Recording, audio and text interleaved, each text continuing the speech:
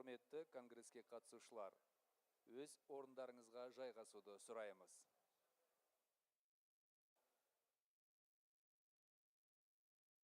Уважаемые участники Конгресса, просим занимать ваши места.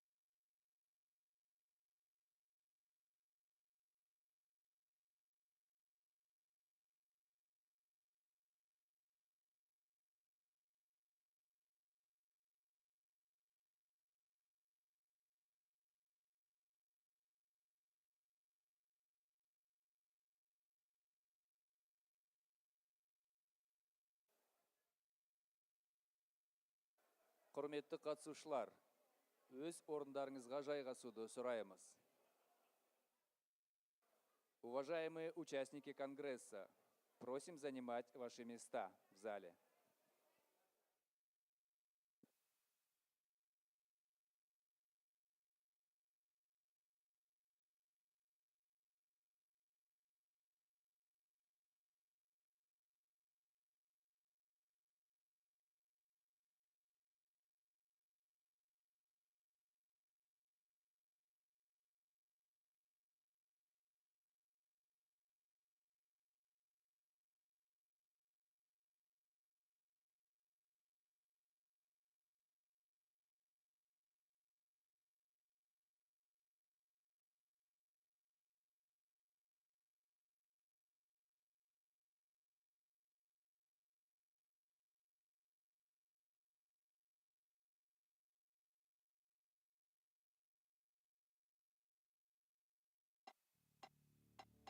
Дефицит, очереди, пустые полки. Закрытие полигона. Независимый Казахстан. Золотой запас. Галымбай Назаров, председатель Нацбанка. Создание казахстанских вооруженных сил. Казахстанский флаг, герб и гимн. Обесценивание зарплат, расчеты купонами. Казахстан вступает в международные организации. Иностранные инвесторы. Массовая приватизация. Более 200 банков. Магазины в квартирах. Челноки. Госкомиссия по ведению нацвалюты. Обмен советских рублей на тенге. Валютная биржа. Даулет Симбаев, новый председатель Нацбанка. Проблемы с ЖКХ. Новые купюры в 200 и 500 тенге. В Казахстане более 240 банков. Новый казахстанский бизнес. Пекарни, макаронные, мясные цеха. Введение акцизов. Закон о Нацбанке и его независимости. Крупнейшие компании страны теперь в частных руках. Построена банкнотная фабрика. Обновленный закон о банках. КАСе, Казахстанская фондовая биржа. Новый председатель Нацбанка Ораз Шандосов. Расцвет торговли на рынках. Переезд столицы в Акмалу. Новый председатель Нацбанка Кадыржан Дамитов. Старт пенсионной реформы. Мировой финансовый кризис. Засуха. Россия объявляет дефолт. Международная презентация Астаны. Девальвация тенге. Нашествие саранчи. Григорий Марченко, новый председатель Нацбанка. Создан Нацфонд. Амнистия капиталов. Создание фонда гарантирования депозитов. Казахстан теперь в УЕФА. Съезд религии в Астане. Анвар Сайденов, новый председатель Нацбанка. Казахстанцев 15 миллионов. Бум банковского кредитования. Всемирный банк. Казахстан вошел в группу стран со средним уровнем дохода. Ликвидация Наурызбанка. Спрос на акции народного IPO в 6,5 раз превысил предложение. Крах валют Транзитбанка. Казино переносит в специальные зоны. Депозиты казахстанцев достигли 4 триллионов тенге. Разработан и утвержден символ тенге. Создан фонд Самұрық-Қазына. Казахстан под влиянием мирового кризиса. Скандалы с застройщиками. Григорий Марченко снова председатель Нацбанка. 4 февраля. Объявлено о девальвации тенге. Вынужденные меры по спасению вкладов казахстанцев в БТА-банке. Начало работы таможенного союза. Казахстан председатель ОБСЕ. Астана выигрывает право на проведение Экспо 2017. Впервые распечатан Нацфонд. Победы казахстанских банкнот и монет в международных конкурсах. Новый глава Нацбанка Кайрат Келимгедов. Создан ЕНПФ. 11 февраля проведена девальвация тенге. СМС-атака на банке. Подписание договора о ЕАЭС. Переход на инфляционное таргетирование. Данияр Агишев становится главой Нацбанка. Приоритетное право Нацбанка на выкуп золота. Приказ о ценах в тенге на авто и недвижимость. Экспо восстание. Снижение долларизации депозитов. Ликвидация 3 банков. Халык объединяется с Каскомом. Открытие МФЦ. Новый председатель Нацбанка Ербулат Мусаев. Президент Казахстана Касым-Жомарт Токаев. Переезд Нацбанка в Астану. Пандемия коронавируса. Отделение РФР от Нацбанка. Резкий рост безналичных платежей и сервисов доставки. Налоговые каникулы для бизнеса. Туркестан. Центр экономической и туристической активности региона. Январские события. Новый председатель Нацбанка Галымжан Перматов. Военные действия в Украине. Наплыв релокантов. Глобальная инфляция. Рост цен. Ужесточение денежно-кредитной политики. Снижение инфляции. Председателем Нацбанка становится Тимур Сулейменов. Реализация первого этапа цифрового тенге. Принята концепция Open API и Open Banking. 30-летие национальной валюты.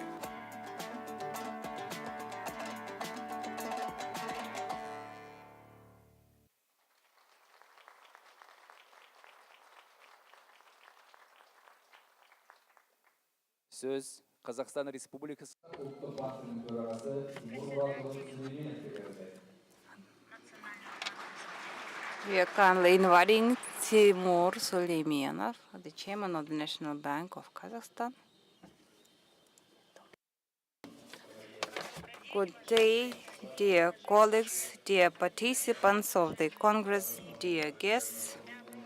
Welcome to the 11th Congress of Financiers of Kazakhstan.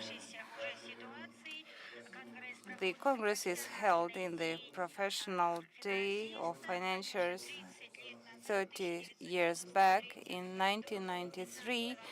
On the 15th of November, our national currency Tenge appeared. We remember that date. Traditionally, we have this celebration. Financial Congress, as per our established tradition, we're holding it on the day of the national currency and on the day of Kazakhstan's finance professionals. 30 years ago, on November 15th, the national currency of Kazakhstan was introduced into circulation. Уважаемые гости, уважаемые коллеги, мы рады приветствовать вас на 11-м. Мы уже 30 лет отмечаем праздник нашей национальной валюты и по праву ей гордимся. Dear colleagues, we are happy to welcome you at our Congress. During the period of establishment of our sovereignty, Tenge has allowed us to create our financial system and strengthen the stability of our state. It is the foundation for the monetary and financial policy of our country. We have a reliable financial infrastructure and economy of the banking system. High-quality financial services are accessible to the population of our country. We have success in the non-cash payments and financial services provision. Every day, payment systems serve tens millions of tenge. Government services are provided at different levels. Every year, the president of our country specifies main priorities of development for the nearest future. It is important to have further development of the banking sector, especially financing of the real sector of the economy, further development of the stock exchange market for the distribution of financial resources, development of non-banking sector, and alternative sources for financing of the market. We will improve the regulatory infrastructure, strengthen the communication links with other sources, support the stock exchange, financial technologies. We will continue developing Almaty and Astana as regional financial centers. Dear participants of the Congress and workers of financial system, on behalf of the National Bank of Kazakhstan, I'm happy to congratulate you to the National Currency Day and your professional day. Each of you makes substantial contribution to economic development of our country and welfare of Kazakhstanis. Today, on the 30th anniversary of Tenge, we will evidence the new era of the national currency, the era in digital space, and today we launch the digital Tenge.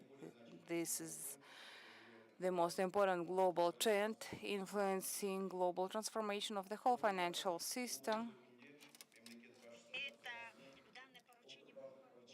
According to the instruction of the President, the new series of the national banknotes would be launched. I am happy to inform you of that. Dear colleagues, I wish you further growth. Let Tenge be strong and grow. And once again, congratulations to your professional.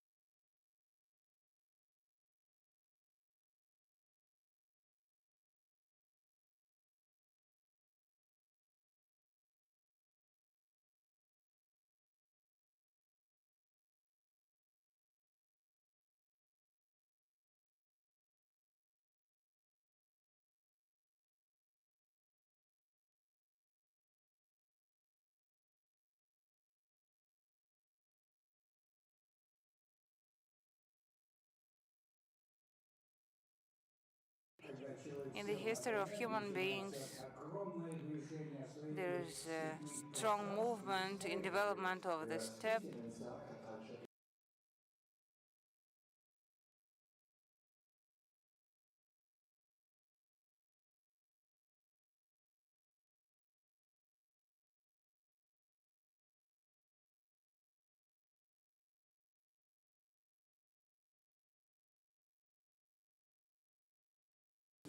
Меняется качество восприятия окружающей среды, образы, картинки в развитии металлургической отрасли.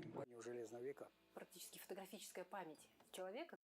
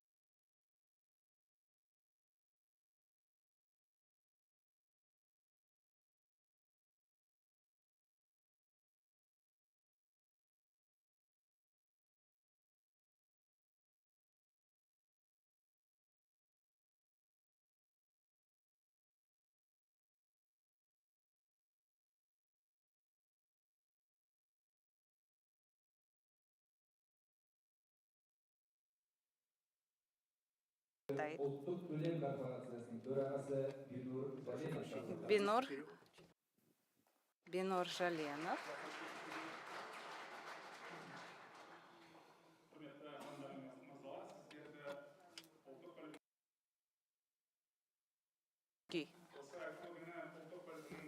Dear ladies and gentlemen, congratulations to the professional day.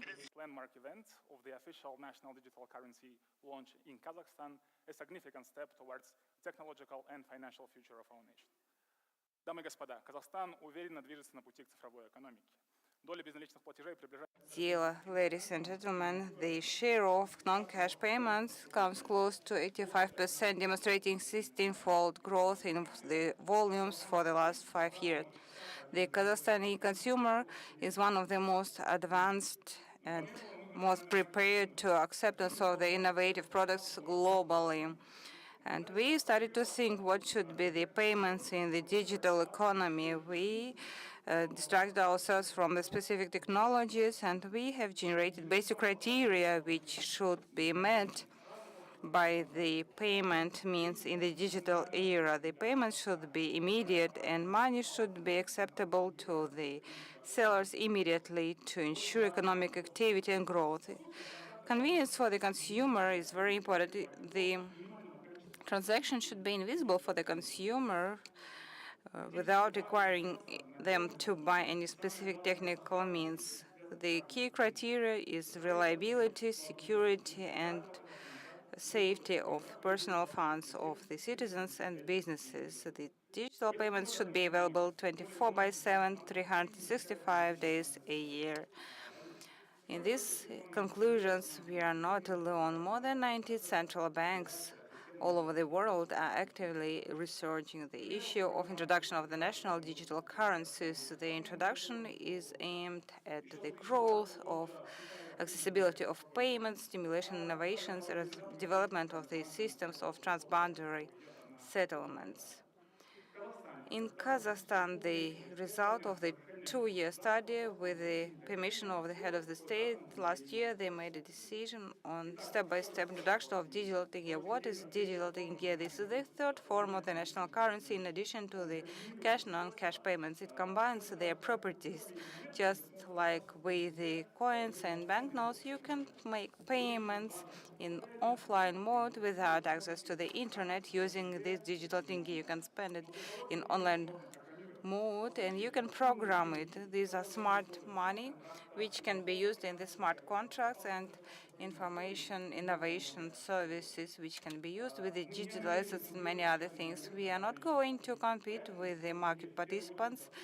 Therefore, it will be accessible through the existing banking applications.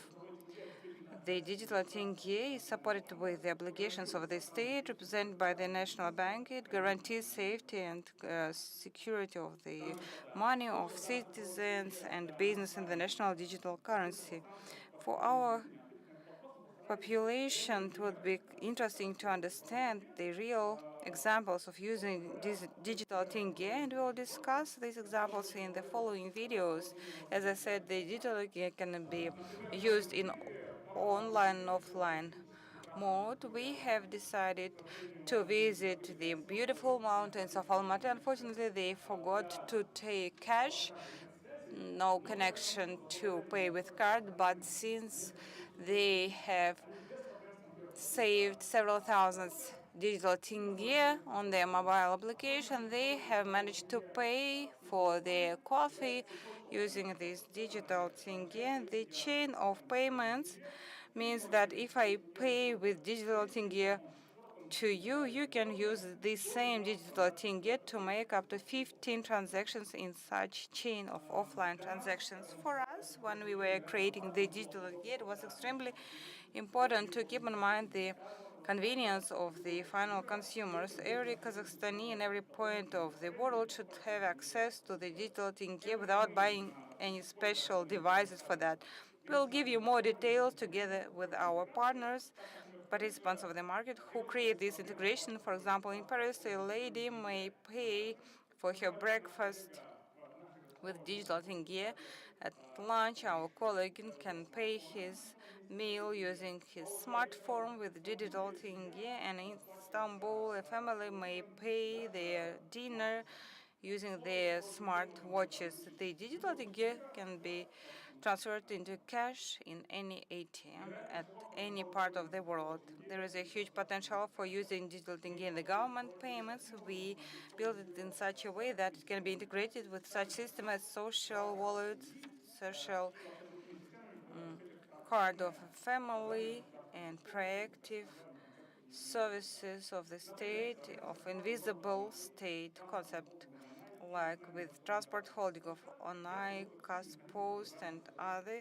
organizations. They started the digital vouchers, and the purpose of digital contracts means that by simple touch you can simplify many processes on identification and other services, ensuring transparency. The child who has the digital card can confirm his visit to the canteen. Based on this confirmation, the money is transferred from school to the operator of this canteen, and the parents and school would know who was eating what at what time in the canteen. The canteen is getting money immediately in online mode, and we all as community have transparent consumption of this state money.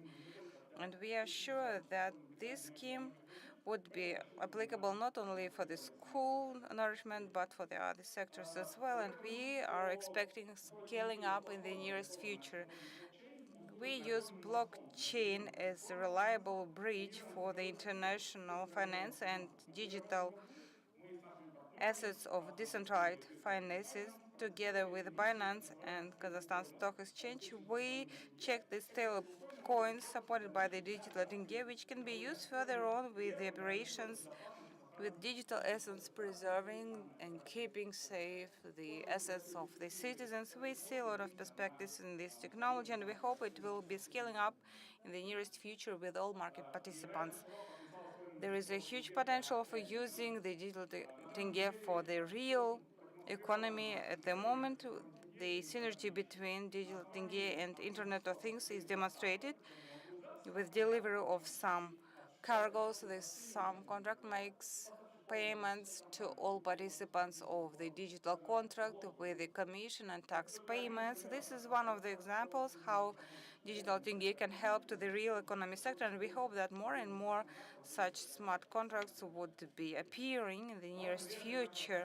An important step in this project is active participation in the important national initiatives connected with transboundary settlements by digital countries. We started using and testing SWIFT platform for the national digital currency settlements. The director for interoperability is sharing their experience. Of China, India, even NBK is at the forefront of innovation.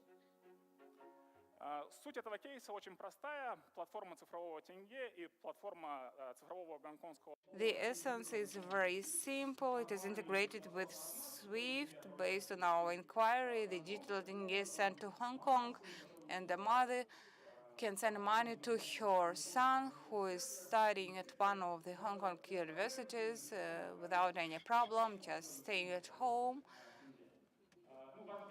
It's important to understand that this initiative is at the stage of active testing at the moment, but we hope that in the medium-term perspective, the digital tenge would be the means of transboundary payments and other important initiatives of the Bank of the International Payments Bridge.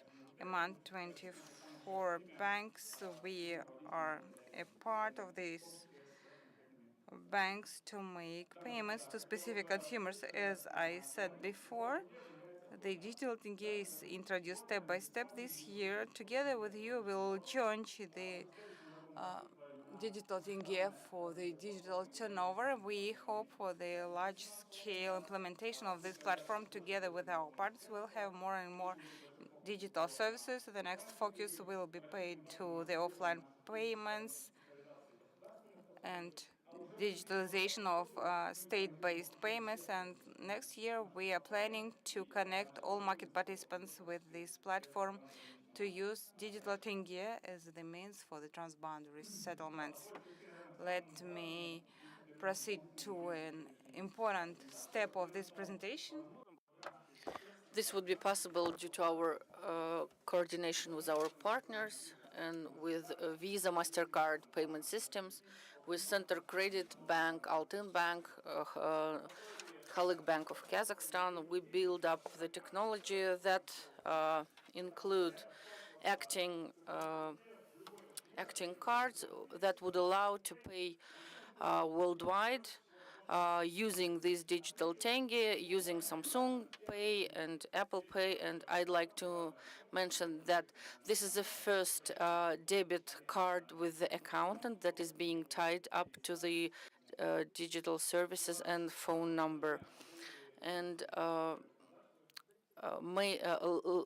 let me to do the first transaction of digital Tenge.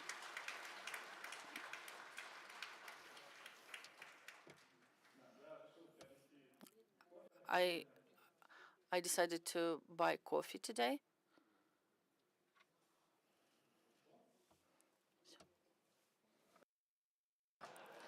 Did it work out?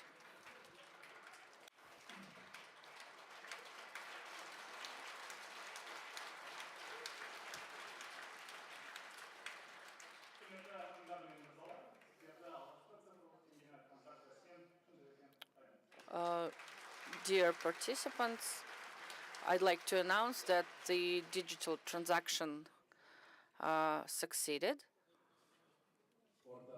Thank you for your attention. I would like to welcome John Morton.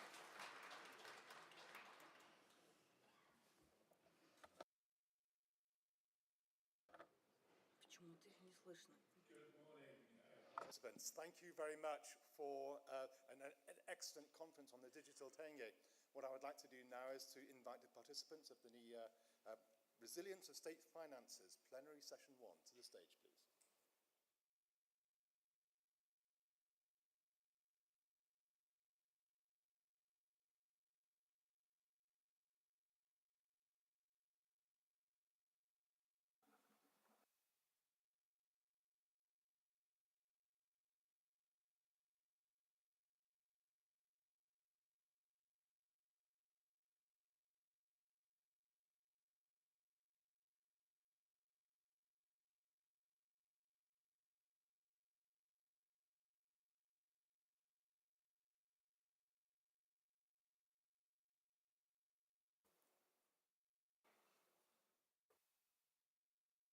Yep, okay, that's better. We have to turn these on. Okay, thank you very much for inviting me. My name is John Morton from Bloomberg. I'm Bloomberg London's head of policy and central bank engagement, and as such, I am the moderator for today's panel, the resilience of state finances, the importance of macroeconomic stability and financial discipline. What I would first like to do is ask each of my panelists in turn just to very quickly introduce themselves, if I may. Thank you, John, and if I may start by commending, the Central Bank of Kazakhstan for its innovation. It was a very exciting moment that we witnessed. I'm Nandini Sukumar. I'm Chief Executive of the World Federation of Exchanges. We are the global body, the only global body for exchanges and CCPs, market infrastructures around the world. Kaza, both the exchange, Kaza is a member, and so is the Astana exchange.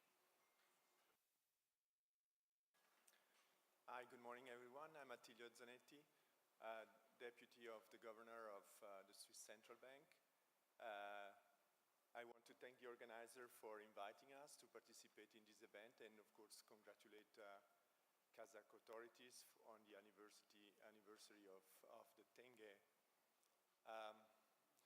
As some of you might know, Switzerland and Kazakhstan are part of the same constituency, the same group at the IMF, so basically part of the same family at the IMF, and we have had long-standing, very fruitful relationship with Kazakhstan and Kazakh authorities and the central bank, of course, specifically over many years now. And so we're very happy to be here today. Thank you very much. Good morning. My name is David Livingston. I am the Chief Client Officer for Citibank. And for the last 5 years, it's also been my honor to serve on the President's Foreign Investor Council here in Kazakhstan, and it's my delight to join this panel and to be with you today. Good morning. I would like to congratulate everybody on the 30th anniversary of national currency, Tenge. My name is Anwar Saidinov. I served as the governor of the National Bank from 2004 to 2009.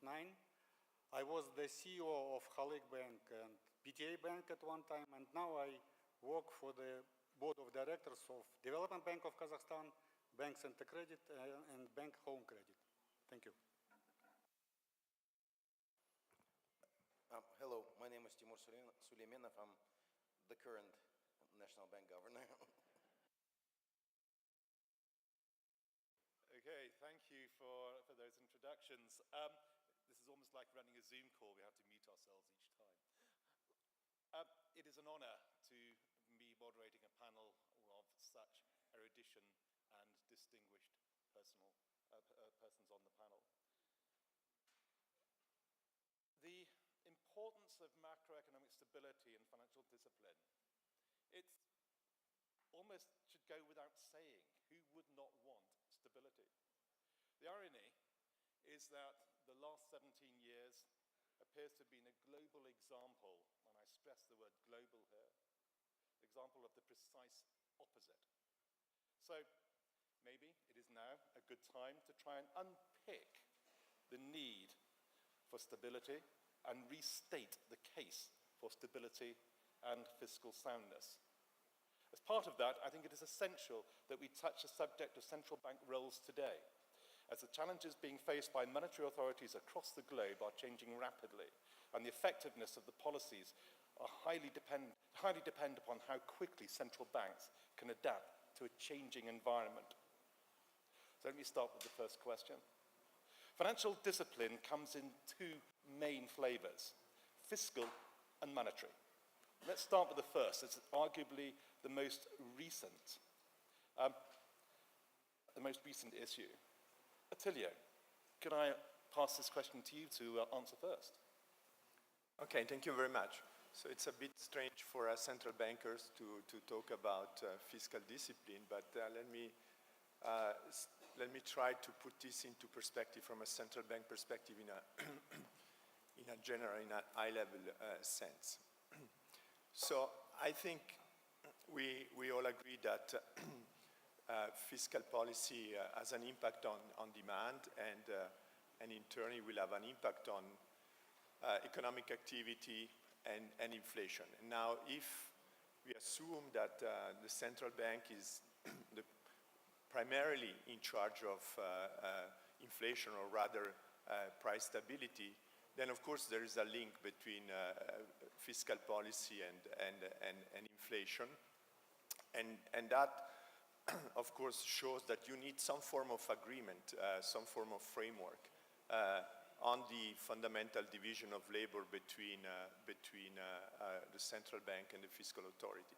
So the fundamental question is really, in normal times, we're talking about normal times here, in normal times, who does what? What is the essential, the good, appropriate division of labor based on their comparative advantages, division of labor between the central bank and government, or the fiscal authority.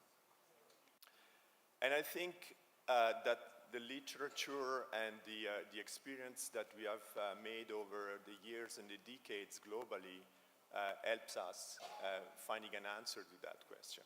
I mean, the experience shows that fiscal policies tend to be procyclical. So they tend to stimulate demand when it's not needed, or beyond what is needed. That means that they will have this procyclical effect. They will have an impact on inflation. They will generate an overheating of the economy.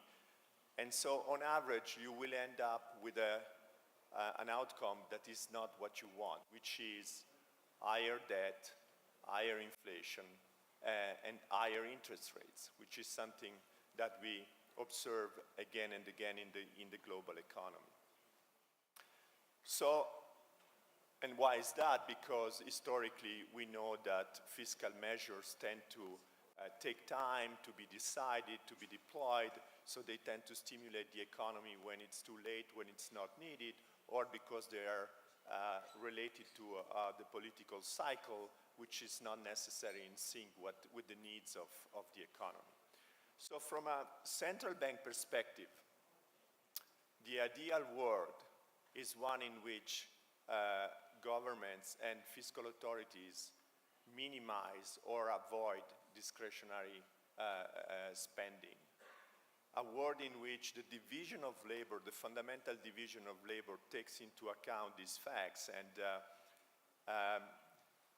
where the government focuses mostly on long-term issues, so on structural reforms, investment in infrastructure and so on the one hand, and on the other hand, the short-term counter-cyclical policy is left to the central bank. So the central bank cuts interest rates to stimulate the economy. Now, the best way to do that, the most effective way to do that, is to have a rule-based fiscal policy. So now, in Switzerland, we have such a rule-based fiscal policy. It's one example. There are different rules that you can adopt. What we have in Switzerland is the so-called debt break. I won't enter into the details, but the interesting thing is that this debt break is anchored in the Constitution. And it was anchored in the Constitution through a popular vote. 85% of voters in Switzerland voted for the adoption of the debt break.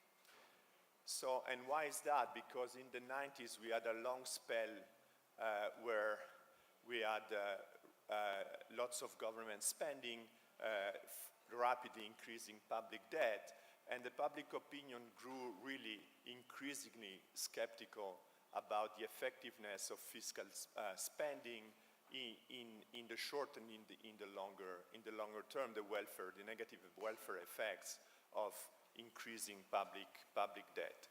So the way it works is pretty simple, at first sight at least, is that government estimates what the structural level of fiscal revenue is and adjusts spending according to this structural level, which implies that in a recession, or when revenues fall short of this structural level, government will run deficits, of course. But in good times, you will have revenues that go beyond this structural level, and the government is not allowed to spend these additional revenues. So it will generate surpluses. And the idea is that over the cycle, surpluses and deficit must cancel, so that on average you will have zero deficits and stable nominal debt. It's essentially really like putting the golden rule, John, into legislative.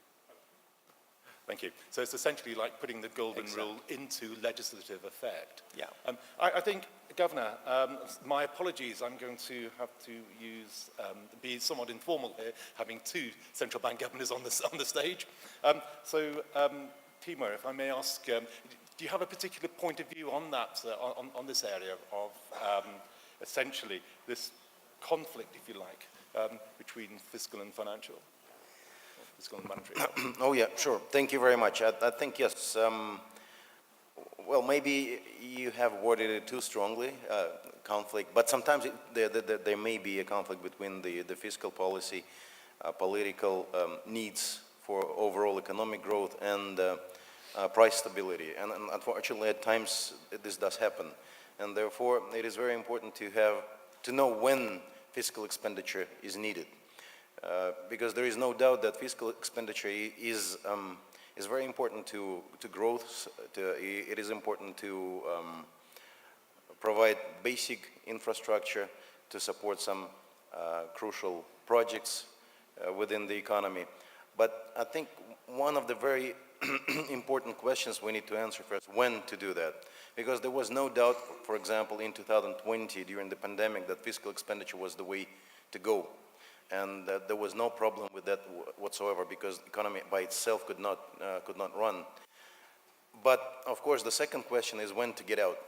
When to get out of the fiscal expenditures, because governments get used to that, economies get used to that, population get used to that excessive expenditure. And then we of course are faced with a very difficult, and I think it's a more difficult problem, which is called inflation. And and I think politically there is, of course, there are economic and financial sides to this, but there is also a political side in this overall conundrum, if you will, because governments, the key target for any government in the world is growth, economic growth, and growth of incomes. And national banks, central banks, they're tasked with price stability. But in this conversation, I think we need to understand where we are, what part of economic cycle we are at the moment. And I think in Kazakhstan, if we take our example, I think our economy is growing pretty robustly. We're growing at about 4.7, hopefully 5% per annum, which is one of the highest, I would say, in the region and maybe in the world. It's on the higher end of the overall global growth. At the same time, we still have inflation in double digits. We have almost 11% inflation, and we have pretty high inflation expectations on behalf of the public and businesses. And therefore, I think inflation is a more important, is a more dangerous beast here. Because, as you know, economic growth is a very good thing, but economic growth not always benefits everyone within the society. Otherwise, we wouldn't have an issue of inclusivity of economic growth, because any government always thinks, economic growth and how to make it inclusive. And with inflation, there is no such thing, because there is no inclusivity of inflation. Inflation hits everyone, and it hits the poorest the hardest. And therefore, I think we need to tackle the inflation, and it's number one priority for both the government and the national bank. And I think we're aligned on that. We're working very closely with our colleagues from the government, and hopefully we will get to single digits by the year end, and we'll get to our 5% target in a couple of years. Thank you. I think John, that's a really interesting. Could I just come in maybe on this this point, which is, and I think the governor said it very well, that the core objective, of course, of monetary policy and of central bank is price stability, and that is something which has, in many developed markets around the world, not been a feature for 3 decades, and has been, therefore, the central banks have been able to be, I suppose, confident in a 2 to 3% inflation target, and that it can be managed in that way. But monetary policy and the objectives of monetary policy changed in the early part of this century to be much more about growth stimulation and about keeping very easy conditions for money. And I think that does link to the fiscal policy, because this is where you have inclusive growth and non-inclusive growth. In the last 15 or so years, is that people with assets saw wealth growth, people relying on income did not. In many markets around the world. And so I think that is something where it's not easy to be a central banker, it has not been easy, but that's something I think that will take a lesson away from that interplay of that key objective of price stability versus the growth stimulation of monetary easing. Thank you, David. I think we're going to actually return to that slightly later on in the session, or broadly to that topic, particularly when it comes to the idea of, especially in a liberal democracy, how do you handle the demands of what the public require and what they feel they require, with the absolute requirement that inflation does have to be contained, which is a very key central bank element. I think these conversations about coordination of monetary and coordination of monetary and fiscal policies, were they relevant before the pandemic, before 2008? And if they weren't relevant, what do you think has changed? I think, actually, Anwar, if you might take that particular one on board. Thank you. To give a brief answer, it was relevant also, but in my view, the current situation is more difficult to handle. If we go back to the history, then in my memory, the first joint statement of the government and the National Bank on economic policies was issued in Kazakhstan in 1999. Since then, it became an annual practice, and it was a very important strategic, I would say, or tactical document which defines how the government will coordinate its fiscal policies with the National Bank monetary policies for the course of the year. I think the last joint statement was issued in 2022, but this year the central bank, the government, and the regulator approved a joint efforts, 3-year program for joint efforts for macroeconomic stability. And to follow it, they issued a roadmap, which is very detailed, again, for this 3-year period. If we are talking about current situation, I think it's more complicated. The environment is inhabited by a lot of players and animals. There are a lot of which are called quasi-fiscal agents, which participate in spending their or quasi-sovereign money without being consolidated as the government spending. We could name the holdings like Samruk, Kazana, and Bayterek, the state accumulation pension fund, and different funds which are sitting on the trillions of Tenge. Paradoxically enough, among these quasi-fiscal agents, we could name the National Bank. It implements a number of programs of supporting the government programs and also the certain group of population. I think it's not the right situation, and to deal with it, we need a lot of efforts. This roadmap is quite detailed, as I've mentioned, and there are a lot of right things there, including, for example, development and implementation of investment projects. It's such detail that I could mention, for example, in one of the items, there is mentioning of implementing and constructing 4 dairy farms in Kazakhstan, 8 meat processing plants, and planting 4 apple gardens. We could smile on that, but it's the part of the general policy to implement investment projects in our country. The second issue which I would like to mention is, which is the legitimate platform where discussions on this coordination could take place. We could look at the board of the National Bank. From the beginning, the members of this board were the representatives of the Ministry of Economy, Ministry of Finance. Since the establishment of the regulator, there is a chairperson of regulator in this board. And of course, this is a good platform for discussion of both monetary and fiscal policies. Parliament could be another such platform, but I don't think that it's a relevant one, because the parliamentaries very often are driven by the more personal or representing the electors' demands. I remember that at one point a number of parliamentaries were trying to impose on the central bank the responsibility for economic growth in Kazakhstan.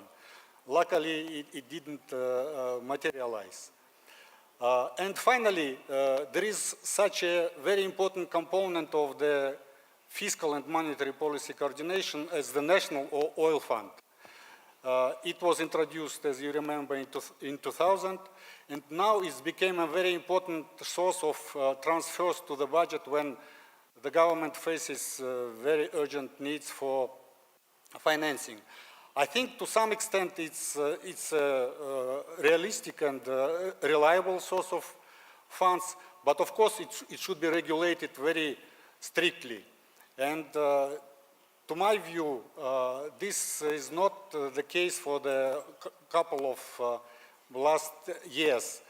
All the right things are in the joint program and joint statement. The point is that these right points should be implemented. We need a political will for that, and we know where this political lies in Kazakhstan. Thank you. Thank you. Attilio, I think you have something. Briefly on your question, why are we talking more than in the past about coordination between fiscal and monetary policy? I think there are two triggers that we have observed in recent times. Number one is in many economies, the effective lower bound. So the question whether monetary policy still had rooms to stimulate the economy or whether fiscal policy should replace monetary policy. The way central banks have responded to that is by adopting unconventional measures. So that was one instance. The second one is, of course, the pandemics. And that's where I mentioned before, fiscal rules are relevant in normal times. It doesn't mean that there should never be exceptions. In very exceptional times, you might need discretionary fiscal policy. And in the case of the pandemics, it was obviously the case, because if the economy is closing down, there is no way fiscal policy monetary policy can cut interest rate enough to stimulate an economy that is closed. So there you need fiscal transfers. But still, the questions that the governor mentioned remain relevant, and is the typical question that is related with the use of fiscal policies, which is when it is too much, when you need to get out of that, and what is the inflationary impact of a discretionary fiscal policy that goes too far. I think it's really important to bear in mind that on the other end of these fiscal policy decisions are, in fact, elected representatives. And if they create a number of policies which are far too unpopular, they're suddenly not elected, which is the nature of democracy. The only problem is that can very much get in the way in the nature of a sound fiscal policy. And I think across the world, we're having to now grapple with this idea that somehow we need to exit the extraordinary level of stimulus that has been put into the economy via fiscal measures, but also there has been an extraordinary level of stimulus that's been put into the economy, very pro-cyclical or counter-cyclical in the idea, now pro-cyclical, of trying to actually handle monetary policy as well. When do you start hiking monetary policy? And we've gone to that point now in many countries where rates have been going up, but people are talking about rates coming back down again, as though this idea of the rates that we have now are not normal. They're extraordinarily high. My grey hair gives you an idea of just how long I've been around. I do remember upward sloping yield curves. I do remember higher interest rates, and to me, the current level of rates does not look like normality. Obviously not going back to the 1970s. But I think that then really comes into this idea of how do you set rates? How do you handle rate setting in a democratic environment? Now, I'm from the UK. We were among the last of the countries to bring in independent monetary policy on behalf from the central bank. And so we only brought that in 1997. So I'm definitely not going to lecture anyone on the importance of the benefits of central bank independence. However, going back to what I was saying about democracy, there has been an increase in statements from politicians blaming central banks for the recent rise in inflation. Does the panel feel that central bank rate setters should be more in tune with political imperatives? And what are your thoughts generally about the role of central banks in this context? I mean, Attilio, I know you've just spoken just now, but I'd like you to address that as well. Okay, thank you. Well, I think, the Swiss National Bank is typically ranked worldwide among the most independent central banks historically. So I'm obviously going to argue that central bank independence is very important and is instrumental in achieving price stability. But let me again step back and take a more general view. I think, or we are very convinced of the fact that the most important assets of any central bank, much more important than the size of the balance sheet, is credibility. And now it is important in our view to see that there is a link between credibility on the one hand, the results, the outcome of monetary policy, and the institutional setup. So on the one hand, you need credibility credibility will help you achieving your results. On the other hand, historically, the results of what you have delivered, whether you have walked your talk, will also, of course, improve credibility. On the other hand, the institutional setup is crucial, and independence is part of the institutional setup, but it's not the only element. We see three elements, and that will lead me to your remarks on critical statements with respect to central banks. There are three elements to this setup. Number one, a clear mandate. Clear means it is defined in the law and it is limited. We are very proud of the fact that we have a clear mandate in terms of achieving price stability, but we are very also convinced of the fact that it's very useful to have a very limited mandate. So you need to know what the central bank is meant to do and what the central bank is not meant to do. The second element is independence, the fact that you can make the decisions that are required to achieve your price stability target. And the third element is accountability. Accountability and communication. Accountability in a formal way, so we have to hand in a report to Parliament every year explaining our decision and why we took our decision. So it has to be clear to politics and to the public opinion what the central bank is doing. So these elements must go together. Independence alone doesn't mean that the central bank is allowed to behave in an arbitrary way and it never has to explain what it is it has been doing. So in this context, if you have that setup, then criticism or debates about central bank activity are very welcome. And in fact, they are a daily business in Switzerland. And there are people that criticize, and of course, if inflation is high, it is legitimate to raise the question about the responsibility of central banks.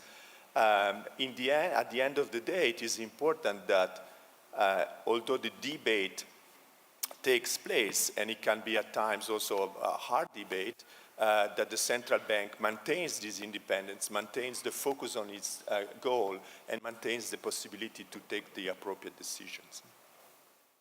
David, I think that's something to actually bring you in right here, because I think especially those issues of accountability and being clear are extremely important. Yeah, I think if we look at recent experience, and I think Attila is absolutely right, independence, accountability are clear factors, and accountability to the formal institutions and systems in the country, I think, are important. However, there's also, in a way, accountability to markets. And markets exist every day to measure effectiveness. And one of the observations that I think has been made in this last period, and particularly in the developed markets, is that central banks did not anticipate the very strong inflationary cycle which came post-COVID. And even when it was becoming apparent, there were some central banks who were describing and using the word transitory, rather than, I think, how many economies are experiencing inflation, which is it feels anything but transitory. And it feels longer lasting, and it feels at a higher level than many economies were anticipating. And that comes back, of course, to the fiscal question where there was massive overstimulus. Let's take the United States as an example that contributed as well to that inflation, as well as because the US was a demand-side inflation, the rest of the world was often a supply side with the supply chain shocks. So skills and accuracy as central banks are very, very important. Some would say there's an over-reliance on models, and that some of the data has been benign in its construction over the last period. So I think alongside independence, there's also accuracy and skills and competence. As I said before, it has not been easy to be a central bank in the last period at all. But I think there are questions that I'm sure central banks continue to ask themselves about, well, in the next cycle, how will we perhaps be more accurate? It's always interesting to try and think about how we learn from what we've seen most recently. And I think it's also very interesting, particularly with respect to the events in the UK, to see how financial markets have reacted to this. I mean, the events of a year or so ago, where suddenly the markets came close to melting down with essentially just a £2 billion tax cut, which would be a gross overreaction. But you have to understand that, in fact, the markets were looking at something, well, what happens next? As an important point, though, beyond that, is not just the reaction of markets, which is utterly important, but also the reaction of the public as a whole. And for that, I'm going to ask the only non-central banker and participant in financial markets, as opposed to the organizer of financial markets, but a former journalist, Nandini. I mean, how would you summate what's happened? You know, John, listening to my distinguished fellow panelists, I was struck particularly by the remarks around credibility and around accountability coming as well from a large and important central bank. And I think when you look at the events of the last couple of years, and if you look more broadly at the framework that we need to underpin and have a robust financial system, there are two key elements. The first of which is going to that point about credibility. You must always keep the exchange open during times of stress. And I say this because in the early parts of the pandemic, there was this great ideological debate, if you like, among markets, both among jurisdictions, among states, both large, small, emerging, and frontier, developed, about the role of volatility and how you tame that volatility. And one policy measure that we saw aired, much to our surprise, because it hadn't cropped up before in previous crises, was this concept that perhaps if you closed the systems, the institutions, the structures of the market, this was in some way able to tame volatility. And the answer is no. You know, it doesn't. It doesn't help volatility. If you close the exchange, when the exchange reopens, everybody who had been trying, to resolve or reconcile or, manage their positions will just head for the exit. And so we saw that persistently, and I think there were a number of jurisdictions where they took a difficult decision to close the exchange, and there were a number of jurisdictions where they toyed with the idea and were happily able to row back from it, understanding that it doesn't help credibility of a country or of a nation or of a system if you close the exchange, which has a clearly established rule book during a time of stress.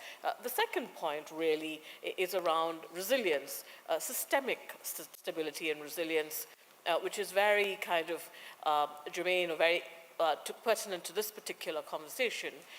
If you look at COVID and the pandemic-induced volatility and stress, I mean, the system was tested. We had these enormous amounts of the stimulus packages. We had the central banks playing a more prominent role than I can remember in the last 20 years. And what is really important, the role of the exchange, if you like, from where we sit, is to ensure the exchange and the CCP, and Kaza has just opened the CCP, is to ensure that the system itself is able to withstand that stress. And by and large, the industry was tested and came through with shining colors. I mean, if you think about it, if you think about what happened to all of us, from one minute we were at work in our offices in a conventional way, and the next minute everybody, including the exchange, went remote. And I remember talking to our members here in Almaty, etc., and the exchange was operating remotely in a time of enormous stress. And the fact that the systems resilient globally across the world was not, I think, particularly a coincidence. It requires preparation, investment, and profound strategic thinking to prepare for such an eventuality. I think that's a really important point, especially the resilience of the financial system. It very much depended upon the kind of infrastructure that was in place in each country. Without that infrastructure, particularly telecommunications infrastructure, the pandemic would have had a much more severe effect. We could all go back to our homes. We could all work almost as normal. I confess I am very much an advocate of the idea of actually being in the office. I actually like being with people around me, and then spending a year at home, sitting in my little home office was Not the best of options, but it was a necessary option. And the infrastructure and the spending that went into creating that infrastructure helped a great deal. And that kind of brings me on to really the next question. So obviously, there have been great benefits with this level of additional fiscal spending. Obviously, we need to be absolutely careful about how we come back out of that. But given these negative side effects, particularly with respect to inflation, it's normally a story of balancing costs and benefits of each additional penny. Usually when fiscal stimulus is discussed in this context, most of the focus goes to the amount of potential spending. Helicopter money, almost, if you like. And that's been a fairly live debate. I'd like to hear the thoughts of the panel. I'm going to ask Timo to begin with this question. But I'd like to hear the thoughts of the panel on this, and especially the quality of spending, the objectives, the scope and timing of fiscal spending, and just how appropriate that can be.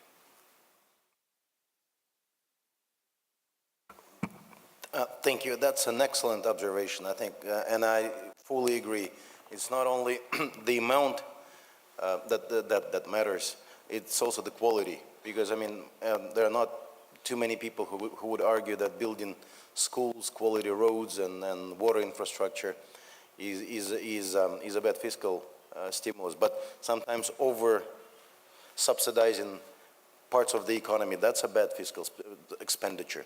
And so the quality and the political economic decisions on what to spend, they're equally important as how much to spend. So, and I do believe that it's it's a debate that we need to hold both within the government, and of course any budget expenditure goes through the parliament as well. And this is where we need to discuss what projects need to be financed, how they need to be financed. And because, as you know, once you've given an industry or a group of individuals a subsidy or tax break or anything of that kind, it's very, very difficult politically to take it away. And therefore, you have to think twice before actually going ahead and doing that. So the quality of expenditure is something that we're really focused on, both together with the government. And my colleague Anwar has informed already that we have a framework agreement, and where we coordinate our policies, and both the Minister of Economy and Minister of Finance are board members on the National Bank's board. Plus we have the Financial Stability Board, which the National Bank chairs, but it includes all the relevant ministries, the heads of the relevant ministries, where we discuss issues of such kind. So I believe that a dialogue, a very open and constructive dialogue from both the government and the National Bank or Central Bank is what required, because you cannot forego political promises, political election cycles. I mean, they're things of life, and then people will promise, and people will try to deliver to their constituencies, to the people of the regions they come from, and we need to do that. I mean, it's not only about stability; it's about growth, and we need to accept that, and that's the very right policy. But we need to think midterm and long-term, not only short-term horizons and views. And I think in Kazakhstan we're getting there more and more. And what actually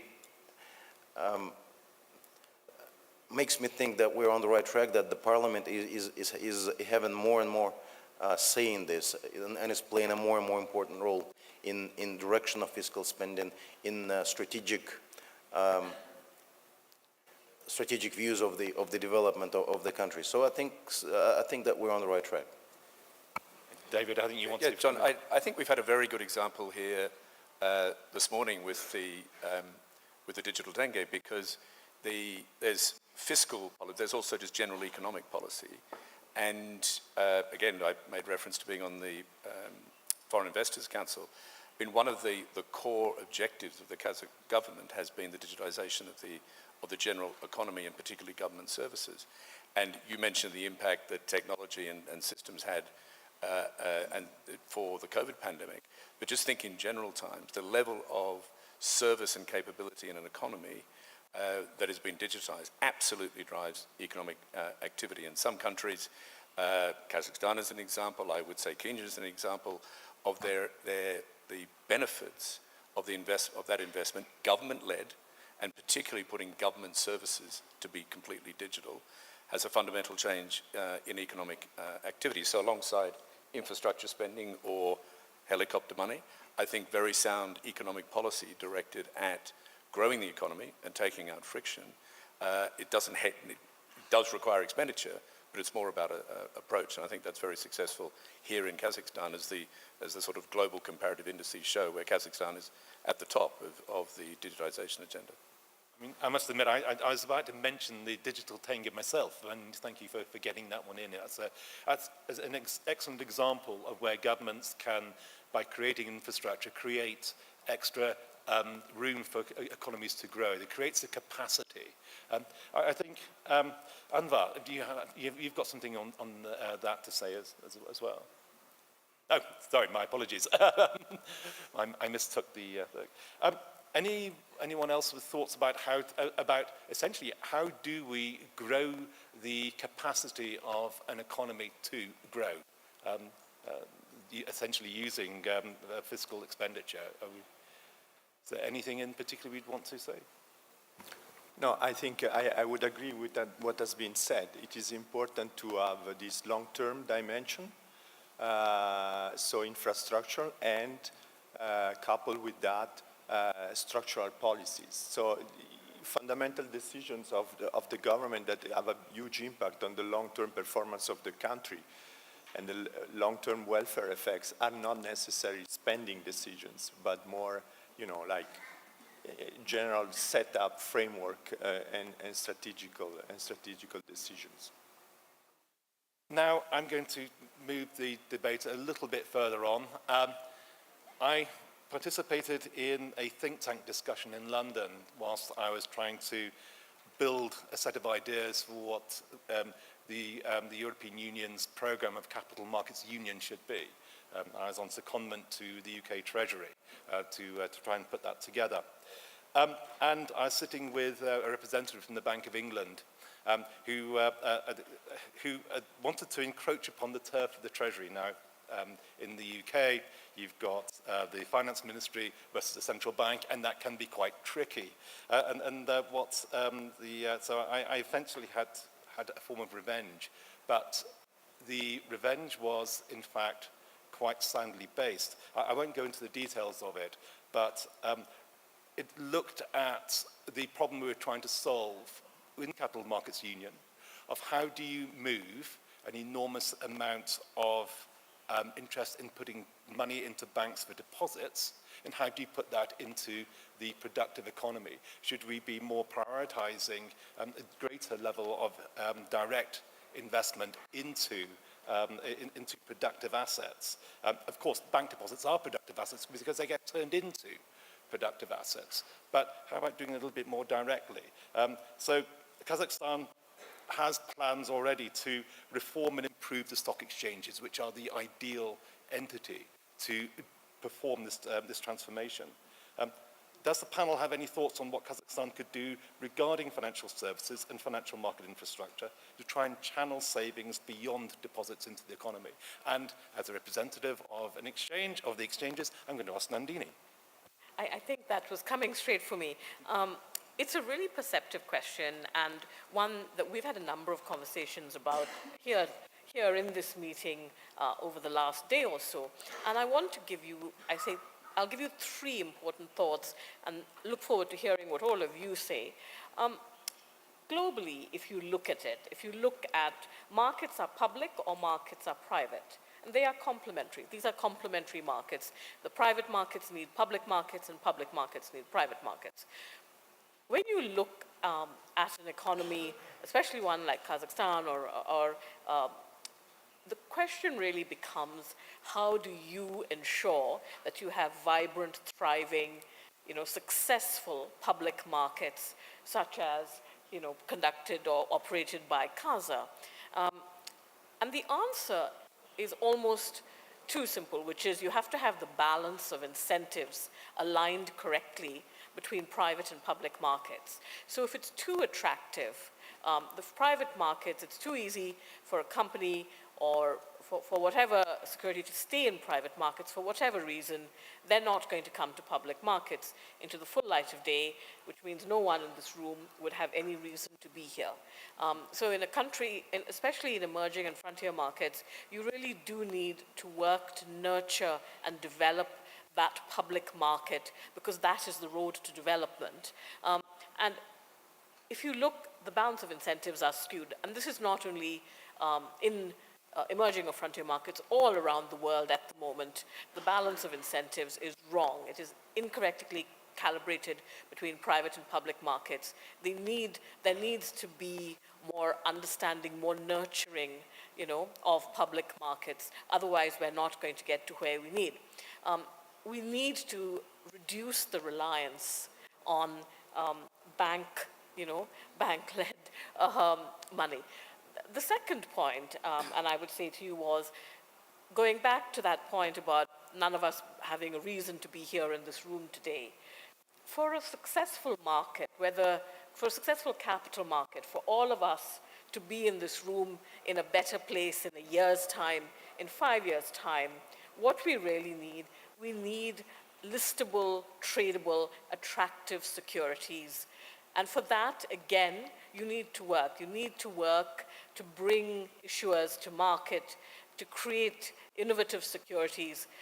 That is the way to grow both the domestic institutional investor base, to attract institutional investors from abroad, the international investor, and then, of course, the Holy Grail, to bring retail investors into, markets, for inclusive growth, etc. But you need to work to have more issuance on exchange-led markets, going back to that point about incentives. And the third point I want to make, and then I will look forward to hearing your response, is you need financial literacy, you need financial education. And I think we all talk about it, but it is such a long-term vision that often people are deterred from getting on with it. And the reality is, any country, especially but emerging frontier markets, there needs to be financial education about the value of public markets, about investing, about how you participate in inclusive growth. And that needs to start, I would say, even at school. It's a long-term vision. It's a wonderful vision for any government to have. And this sits very firmly in a government toolkit. So essentially, one of the main ideas that could be done, that could be performed in Kazakhstan, is to actually increase the level of financial literacy starting in schools. You stressed that this was very much an issue for frontier markets, developing markets. I'd go further than that. If you look at the level of financial literacy across the globe, it's nowhere near where it needs to be. There was an excellent survey. I say excellent because I'm glad the survey was done. I just didn't like the results recently, where people were asked in the UK, what happens to prices when inflation slows down? And the most common answer was, so essentially to put it into context, inflation comes down from 10% to 5%. What happens to prices? Fully 60% of the respondents said that prices go down. And that level of financial illiteracy needs to be corrected, and then we can start bringing people into the idea of being able to confidently invest directly in capital markets. I would like to ask any of the other panelists if there's a particular viewpoint on that. So, John, I think on the financial literacy, I think that's a point well made. It's common everywhere. I want to come back, though, to structure of markets. I mean, just at the most basic, there are people with capital and people who need capital. And I think the best policy position and the structural position is to say that investors need investable assets. They need things that are going to give them returns for their particular risk profile. So economies need to be able to build, if you like, an asset management or investing class It is going to be better if it is fully professional and institutional, yes, with a retail element, but retail direct is not always going to be the most, I suppose, informed, and so you need a big institutional side. And you mentioned Capital Markets Union. I mean, that's missing in a lot of markets in the EU. But then you also need a range of investable assets, so listed companies, but you want debt, you want equity, you want all of those pieces. And so I think as Kazakhstan continues to grow, the structural capability of the market here, and I think Nadine made a very good point, which is that the availability of investable private companies that are going public on the exchange, listing their equity, listing their debt, I think is very, very important to focus on. And then also build the institutional capability on the buy side to invest in those. I think that's it ends with a more balanced investment framework. I mean, would you, take you up on that point, and you mentioned the retail channel there. Would you say it's possibly a more appropriate way for retail investors to invest by using things like exchange-traded funds, as opposed to trying to pick their own securities? The last thing I'm going to do is give investment advice, but I would say that there's a role for both, of course. But I think that I'm going to give an example. I was in Turkey earlier this week. Turkey is experiencing an absolute boom from 1 million to 9 million retail investors participating in the equity market in a very rapid, short period. And in that you'd say that has characteristics of a bubble as opposed to something being more stable. So it's not to say that retail participation is not a good thing, it's just that it needs to be seen in the context of aggregation in big institutions they will have sophisticated asset managers, I think is probably better in the long run. If I might just add, that's an excellent point. We did some work at the WFE around research because we found that over the last 5 years, we've seen this boom in retail investment, retail investors, and that's a global phenomenon. And it's interesting because it is when retail participate in capital markets that you truly have inclusive growth and all the good stuff.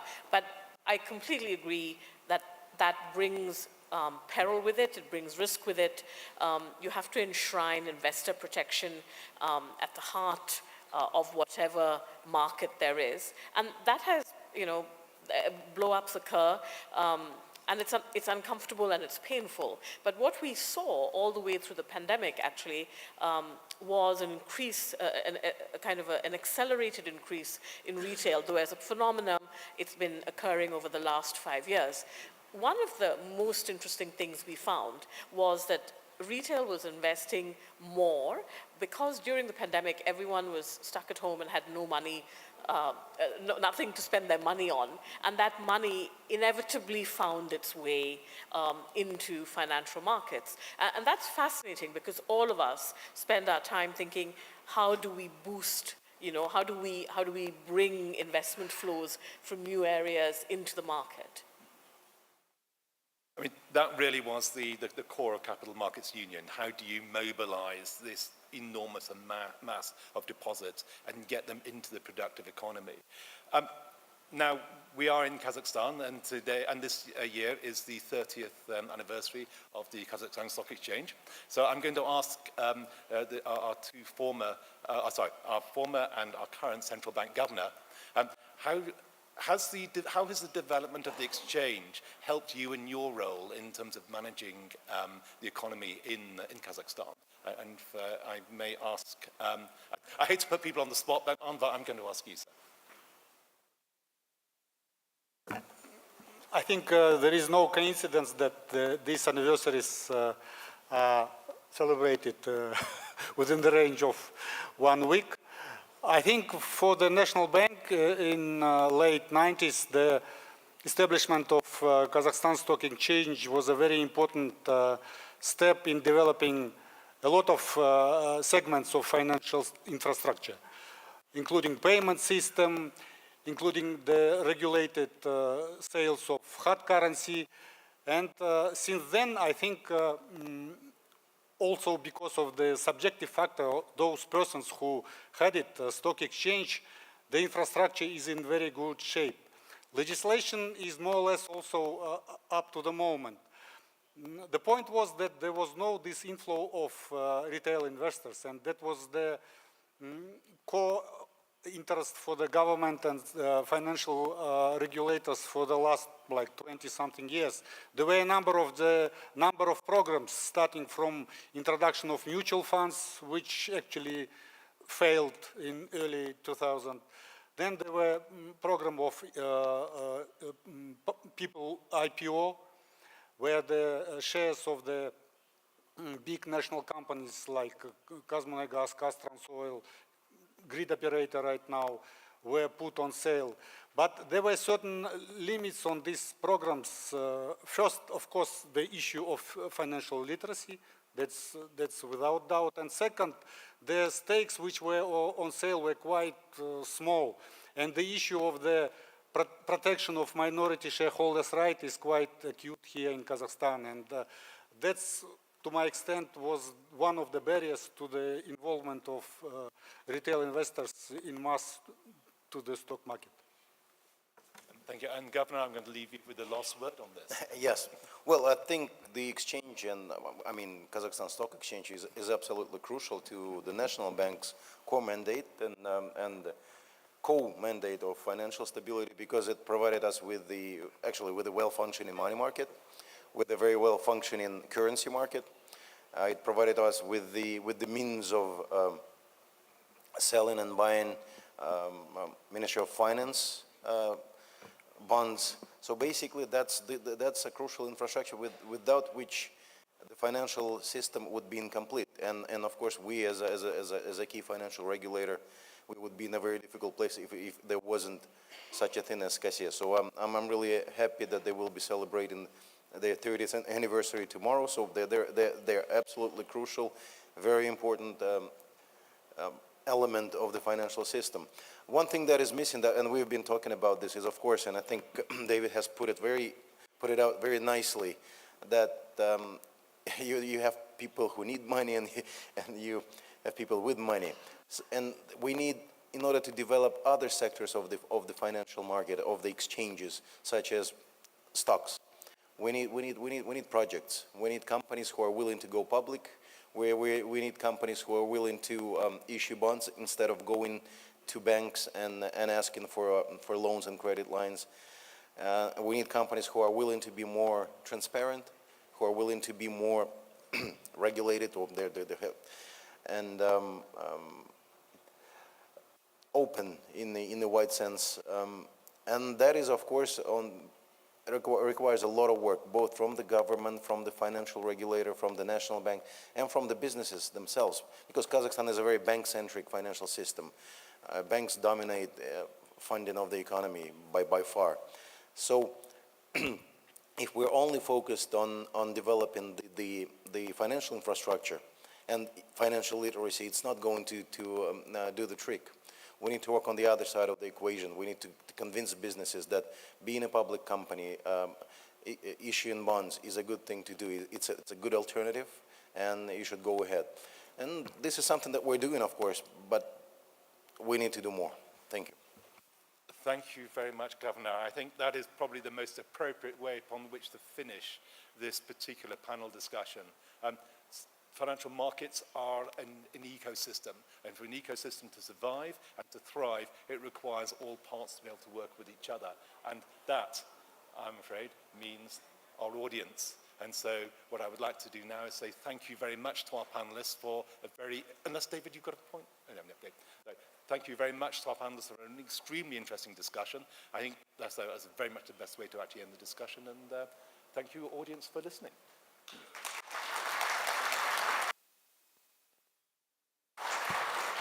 Thank you very much for excellent moderation, John. Thank you. Another round of applause to the moderator.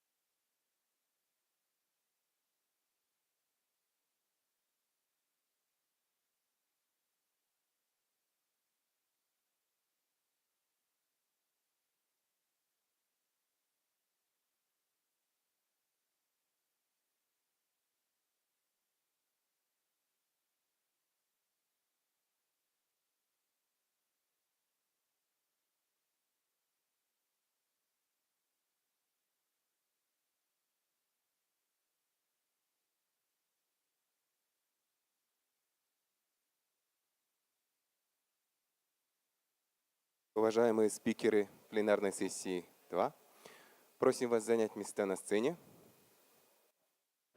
Dear speakers of the second plenary session, please proceed to your seats. Dear speakers,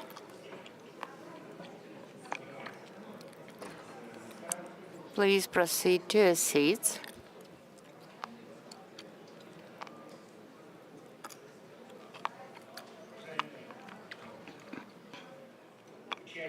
Dear participants, dear guests of the plenary session, of the panel session, we are happy to welcome you on this day of 30th anniversary of Tenge.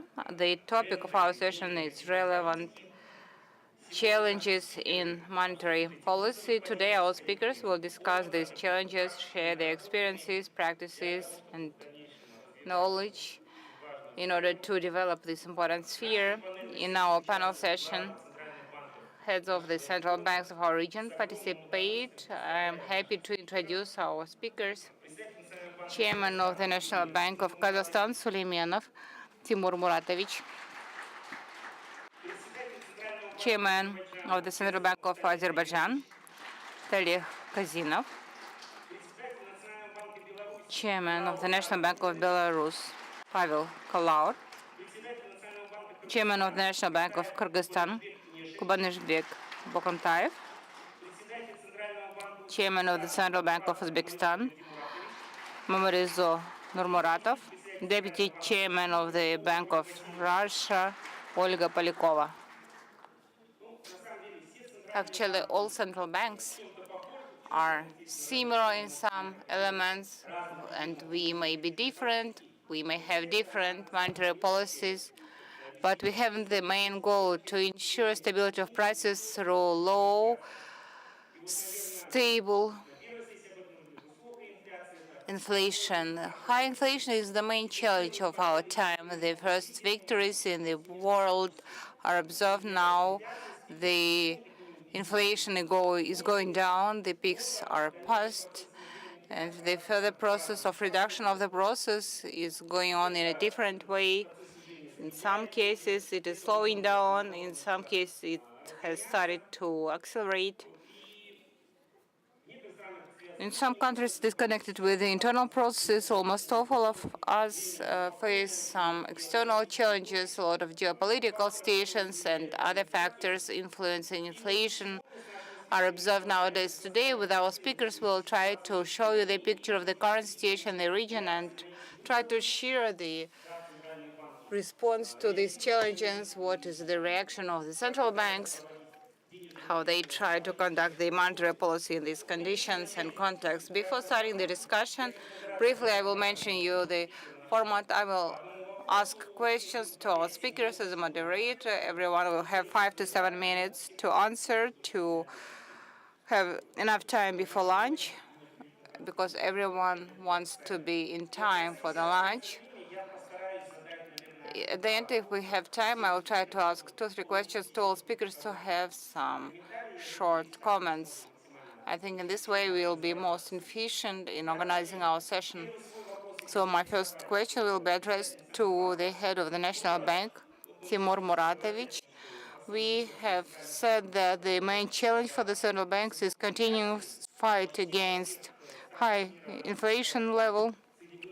Almost in all countries is exceeding the target level. We don't remember such situations starting from 1980s globally. These are quite significant global challenges, and after your appointment as chairman of the central bank, there is a stable interest of the population. If there are any expectations to change the policy at the central bank level, how we are going to respond to these challenges globally. In this audience, we have people who are interested in this question. Would be quite useful to discuss this point.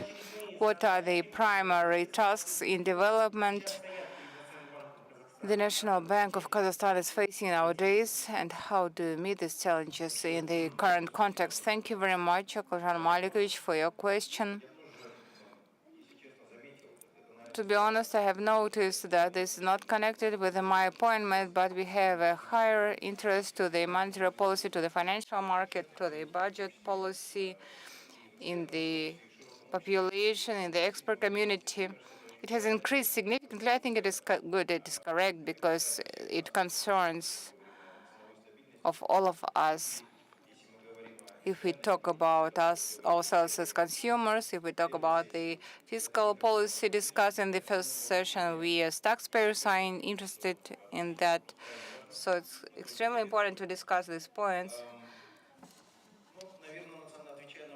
To answer your question, the National Bank is a sort of authority which has certain level of heritage, legacy, which should be transparent and predictable in good sense of this word. That is why I'm lucky to have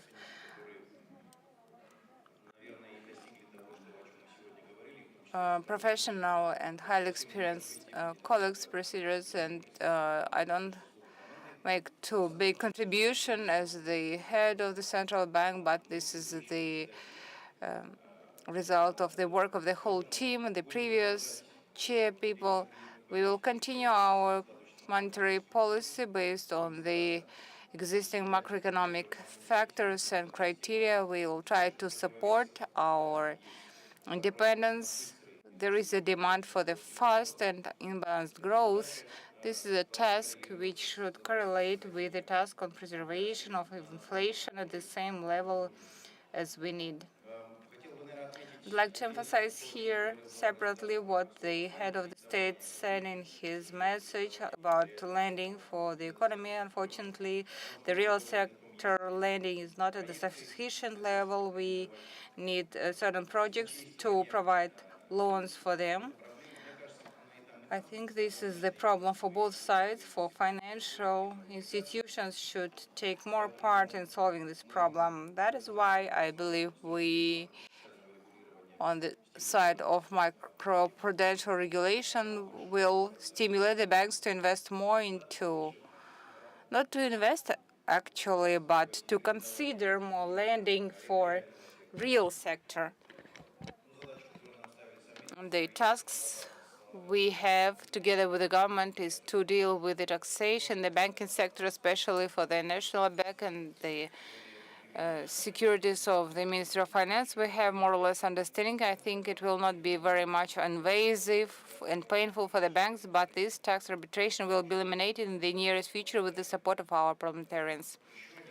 Another extremely important aspect is development of the payment system. We had a wonderful presentation today, and something we are going to focus on is development and improvement of our payment systems, their digitalization in full. I think this is something where we have a good handicap, and it's good that our procedure started to do this beforehand. Would be good to continue developing this sphere, to create more banks, to create more services and different variations of services provision. I think we need to focus on this as well. I think we always discuss this issue at the level of the board of the National Bank. We need to strengthen our coordination with the government. We always had it. We know perfectly well our comrades, our colleagues. But I think we need to work even more at different levels of the decision-making with the financial and economic bloc of the government to reconcile our decisions so that the actions taken by the government help our directions, and what we do should support actions of the government. Another important thing I'd like to mention is that the National Bank of the Republic of Kazakhstan, notwithstanding our success in digital Tenge, we still have some potential for development as a regulatory authority, as an analytical authority, and this development of our analytical work and digitalization has many things to do. We are planning to adopt a document on creation of the digital national bank. These are the priorities for the next 8 to 9 months. Thank you.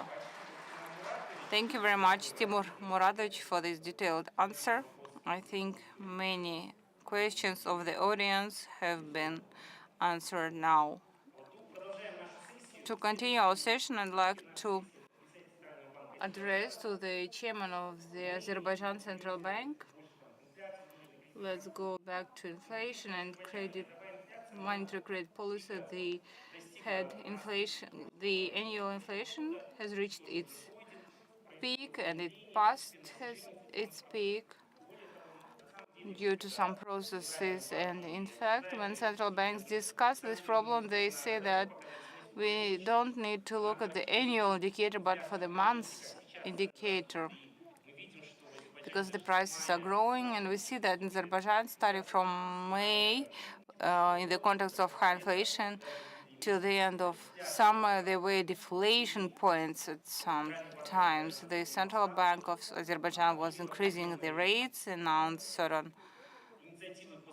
initiatives to improve the operational procedures, monetary policies. And I have a question to you, Tenge.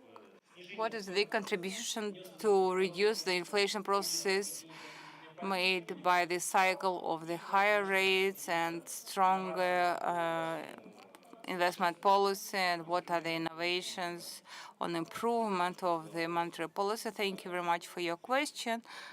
Honestly, 6 minutes is not enough, but I will try to handle it. Dear ladies and gentlemen, hello everyone. I would like to use this opportunity to say thank you to Timur Muratovich for invitation, first of all.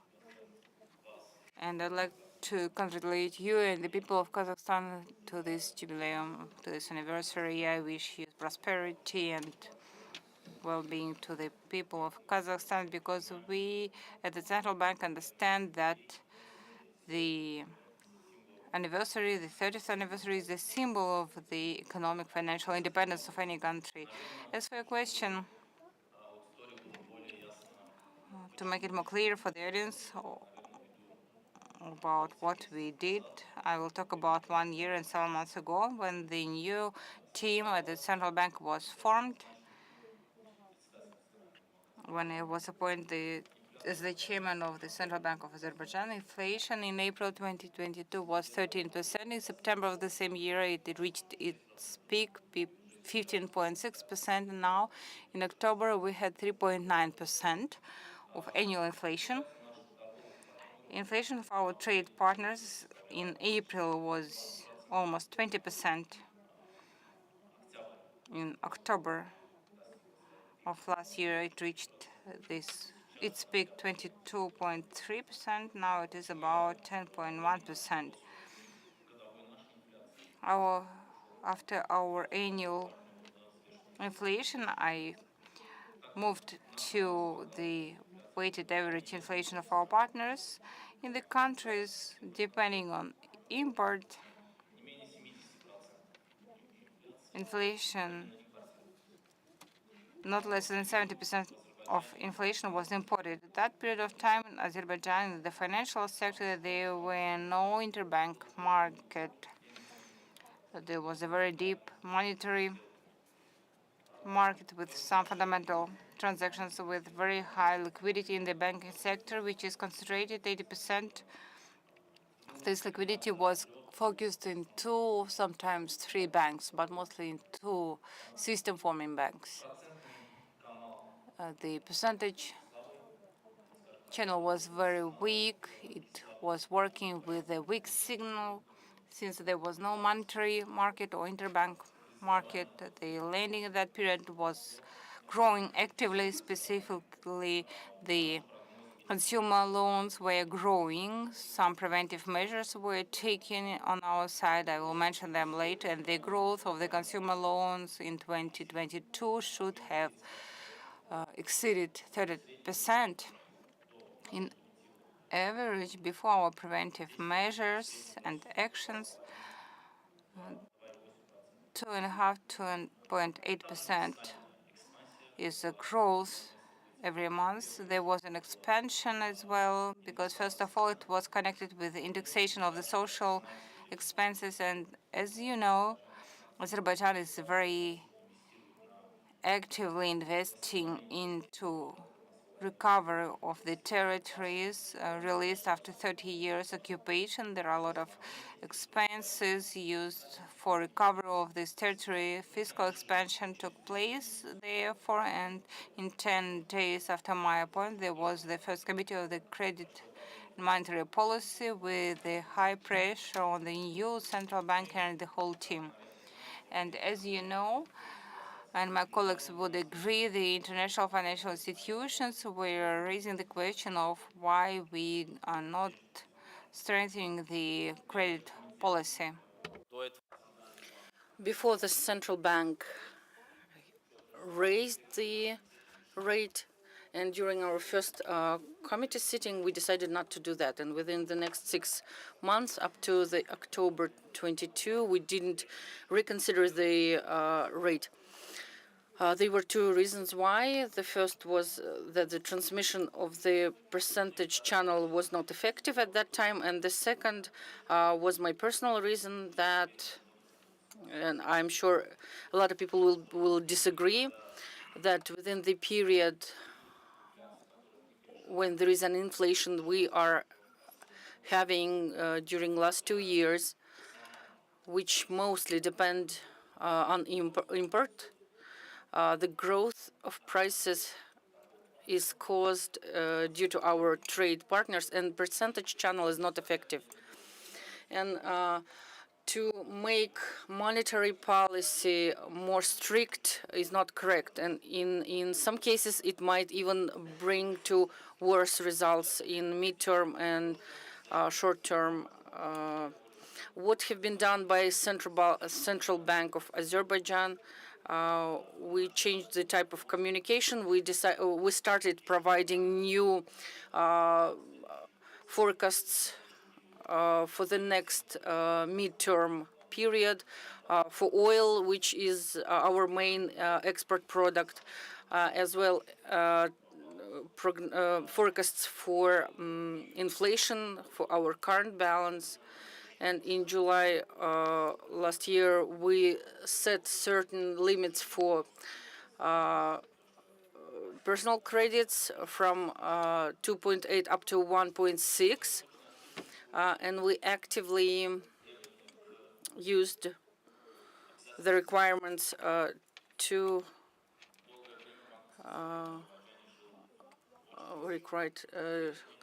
for a long period of time. In Azerbaijan, we had low requirements of 0.5. We raised it up to 4, and in some banks, it is now reaches up to 20.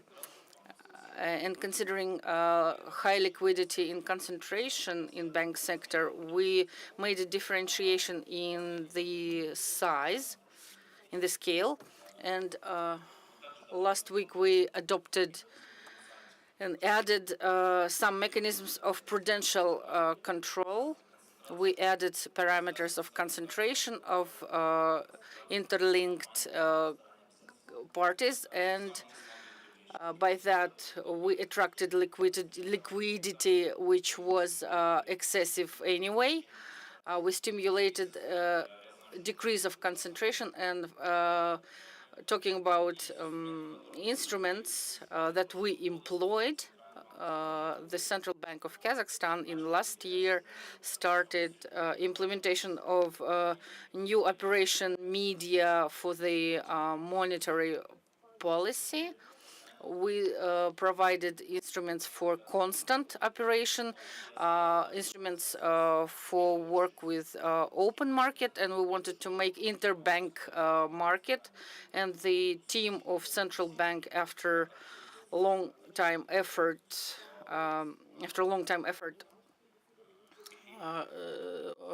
we as well were supposed to work on the behavior of participants of the market. We formed the market comparing with the previous periods, and high interbank repo has formed, and we tried to direct our short-term index, and 1 week repo was formed, and It was very interesting practice when we saw that the money market has twice increased. And one thing that we have done as central bank, which was not typical for central bank bankers, we decided to place shares on the auction of the bank. Of course, we didn't get the outcome that we wanted to get, and there are problems with securities market, but the secondary market has been influenced, the money market. In principle, you might ask, if the percentage channel is not so effective, why did you do that, considering the inflation that you have? Why we did that? We wanted to have interbank market. From October last year, we started increasing the rate in order to differentiate ourselves, considering our stable currency rate, which is stable for 6 years already. Banks and market participants, they all the time compare with the American securities. Of course, the risk is different. That is why we gave the spread from 2.5 to 3, and by that demotivated banks to go for long positions in currency. And it was first, and the second, we made money market. What has influenced significantly besides what we have done? As I mentioned in the very beginning, as I said, I don't believe in the efficiency of percentage channel during such inflation. As I believed, I still keep believing, because inflation dropped from 15 up to 3.9%, mainly because the nominal effective rate has been set stable, and since 2020 it has become up to 20.2, and I know that Federal Reserve System will increase rates. That is why the withdrawal of currency flows will bring to drop of currency of our partners. Sorry for me taking so much time. I hope I replied everything I was asked about. Thank you for your reply. It was an interesting recipe how to fight inflation. It's not. It's a very interesting tool. Maybe sometimes we think maybe we shall minimum reserve requirements have to be shifted in various directions and observe what's going to happen. You have mentioned the external factors, and I suggest to move to external factors influence onto the economy, what challenges it brings to central banks. And starting from 2022 in Belarus economics, there were changes. We saw some improvements of payment balance, and we understand that there is a sanction speaking, and logistic disruptions are happening. And my question is how the Belarus National Bank assesses these events, and how are you going to respond to the challenges of financial stability? Thank you very much. First of all, my kind congratulations to the celebration of anniversary of the national currency. Last year, 20 years ago, I had this opportunity to say good words about this, and I will be happy to come next time. Do invite me, please. And if we're talking about the challenges for the monetary policy, I'd like to start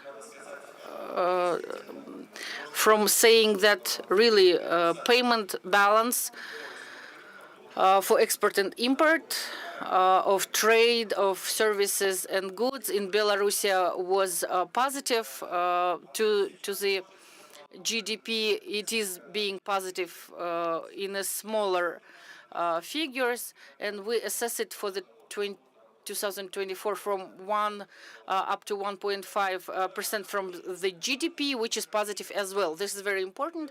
And the figure for the inflation is 3.7 in annual expression. Our target is 5%.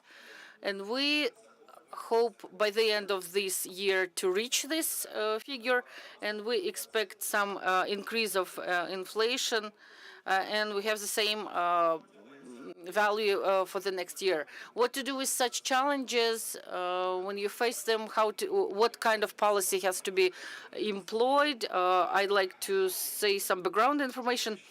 The shocks of 2011 in Belarus. Those were more internal shocks. 2014, these are external shocks. And of course, in the country, the inflation became two-digit. And the new governor has been appointed in such a difficult time, and as usually, it's not the governor is not appointed in good times, and it was required to determine the instruments, the regimes, the new monetary policy. The mode of targeting has been determined, and the key question was here the floating exchange rate, currency exchange rate, positive in real expression interest rates, and we raised the interest rate of refinancing for 25%. It was much higher, the level of inflation that was at that time, and big money mass has been used, and we used all the possible tools to fight it. It's important to note that it happened when in wide money mass there was up to 70% from foreign currency. And that it was important to do to remove the currency importance, and now it is 48%. And these are current challenges when the de-currencyation is happening. And the mode of monetary targeting, we considered it as intermediate mode. We aimed at targeting inflation, twinning program, all tools have been ready. We needed a little bit more of operational independency. That is why we were waiting for the bank code to be adopted. It came into force from the beginning of the year.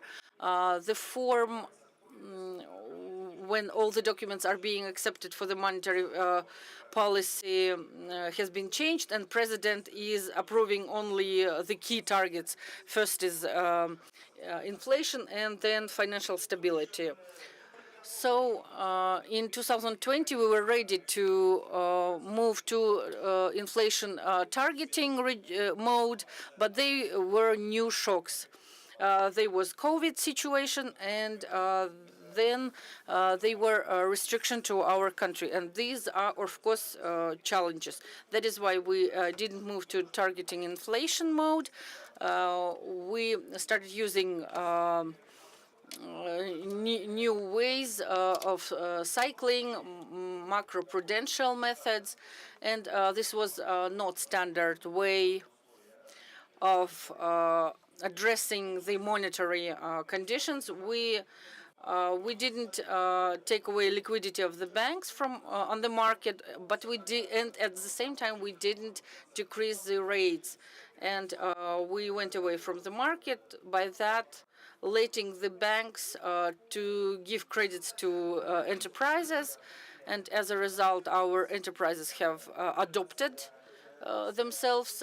Inflation rate is low, and if we're talking about payment balance, I have pronounced the figures already. That is why we are now facing the choice what's to do next in terms of monetary policy. And when monetary policy conditions will be a little bit better, and we will be able to make the policy more strict. And another thing I'd like to say for 30 seconds, We have two targets in our new banking code: price stability and finance stability. It's obvious that it brings questions, conflicts, but we do understand that price stability is a priority, and at the same time we realize that we have to be in good cooperation with policy. Sometimes they solve different tasks, but we still have success in this. But we have to come to that policy that I mentioned, which was the targeting mode. Thank you for this interesting topic. I wish you luck in implementation of this targeting. Let's continue external conditions for monetary policy. Belarus exports calcium. When we mention countries who do export of mineral resources, for some economies is very important transborder transactions. If we're talking about Kyrgyzstan, the geopolitical risks could not help affecting this issue. And my question is addressed to the governor of National Bank of Kyrgyzstan. Could you please advise how does it impact economy, inflation? How do you mitigate them? How do you keep price stability and all the things that we discussed now? Thank you. Good day, dear colleagues. On behalf of National Bank of Kyrgyzstan, I'd like to greet all the participants. And first of all, I'd like to greet the governor of the National Bank of Kazakhstan and people of Kazakhstan with the anniversary of Kazakhstani currency Tenge. And I wish you all luck and happiness in the future. And this year is also an anniversary for our national currency, and looking back for our history and independent monetary policy, we now can assess the evolution of our activity of central banks, and the main conclusion that we can make is that own currency is a fundamental and obligatory condition for independent monetary policy. In these circumstances, when we have geopolitical risks and hazards, and as well considering new targets for inflation, our discussion here is very important and is very up to date, not only from assessing of the influence of already persistent geopolitical things. On the first plenary session, it was mentioned that it is important to have macroeconomical stability, and we have to follow that in order to perform a stability of monetary policy. And starting from getting independent mandate, central banks always face adaptation to constantly changing environments. And of course, considering the approaches to monetary policy and the conditions that instruments that have been employed 10, 15 years ago are completely out of date as of today. And we work with short-term finance shocks. Another thing is when the type of this shock, specific of this shock, is changing, and as it is now, it requires significant changes in monetary policy, considering the changes of outside conditions. The monetary policy is not the cure for shocks. Within recent years, we face that global economy is functioning with a high inflation rate and high volatility of markets, and it requires new achievements of monetary policy, and we have to fix our inflation expectations, and Kyrgyz Republic is not an exception.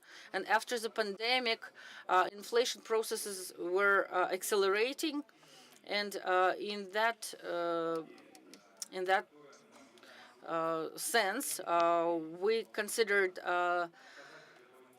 that now the inflation background is decreasing up to 14.7 in December last year, up to 8.3, and we want to reach by the 2025 this target.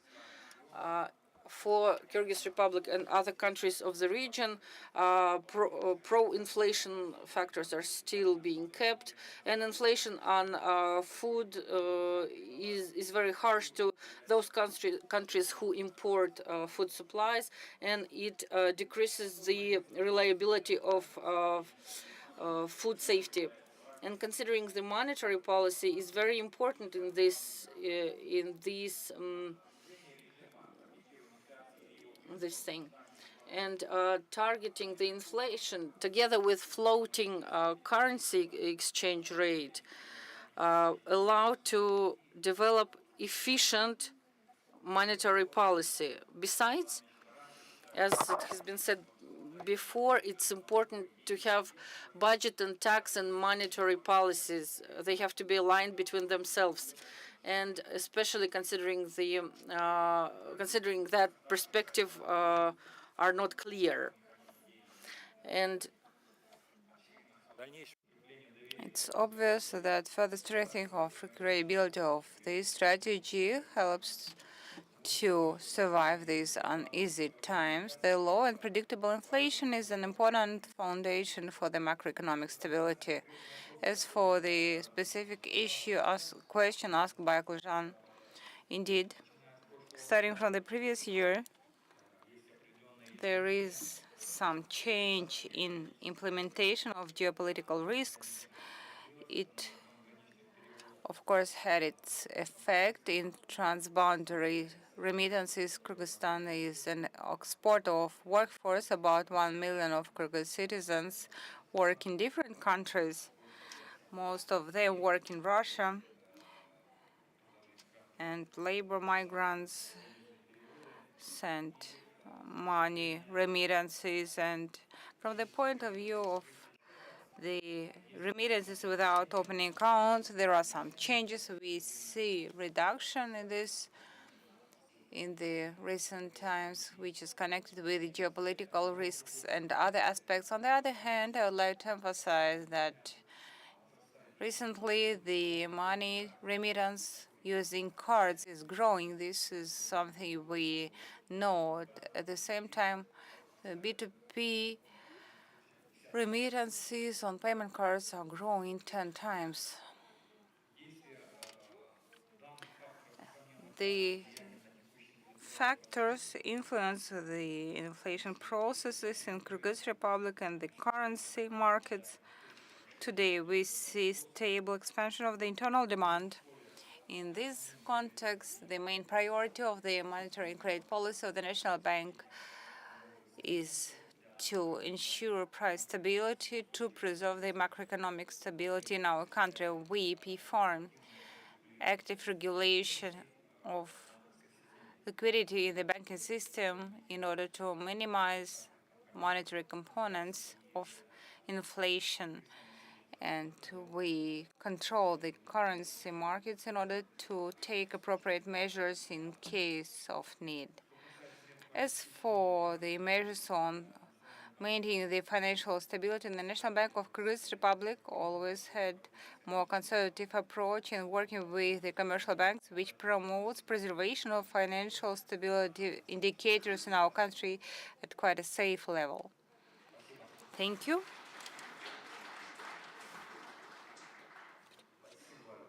Thank you for your answer. So this is the right policy mix, I would say, with prudent fiscal policy and active credit monetary policy, which are responding to these challenges. Let us switch to the questions about the strategy of monetary policy. Our colleagues from Uzbekistan recently adopted a number and published a number of conceptual documents in the monetary credit policy. Uzbekistan recently moved to the inflation targeting strategy. One of the initiatives is that you are going in Uzbekistan in 2025, you are going to consider the question of publication of forecasts for the basic rate of the National Bank. This is quite a brave decision from your side. Usually there are a lot of discussions within the central bank about it, at least within the scope of obligations, non-obligations in this trajectory, how it should be communicated to the professional audience, to the public, to say nothing about the multiple formats. That is why my question is addressed to the chairman of the Central Bank of Uzbekistan, Modizo. What do you see as the effect to be achieved in 2025 when you are planning to start this publication? And in general, what is the reaction of financial instruments to the change of the rates? What would be the effects of a business, community, and households knowing of the plans of central banks, seeing these forecasts of deliveries? Of course, format is being discussed.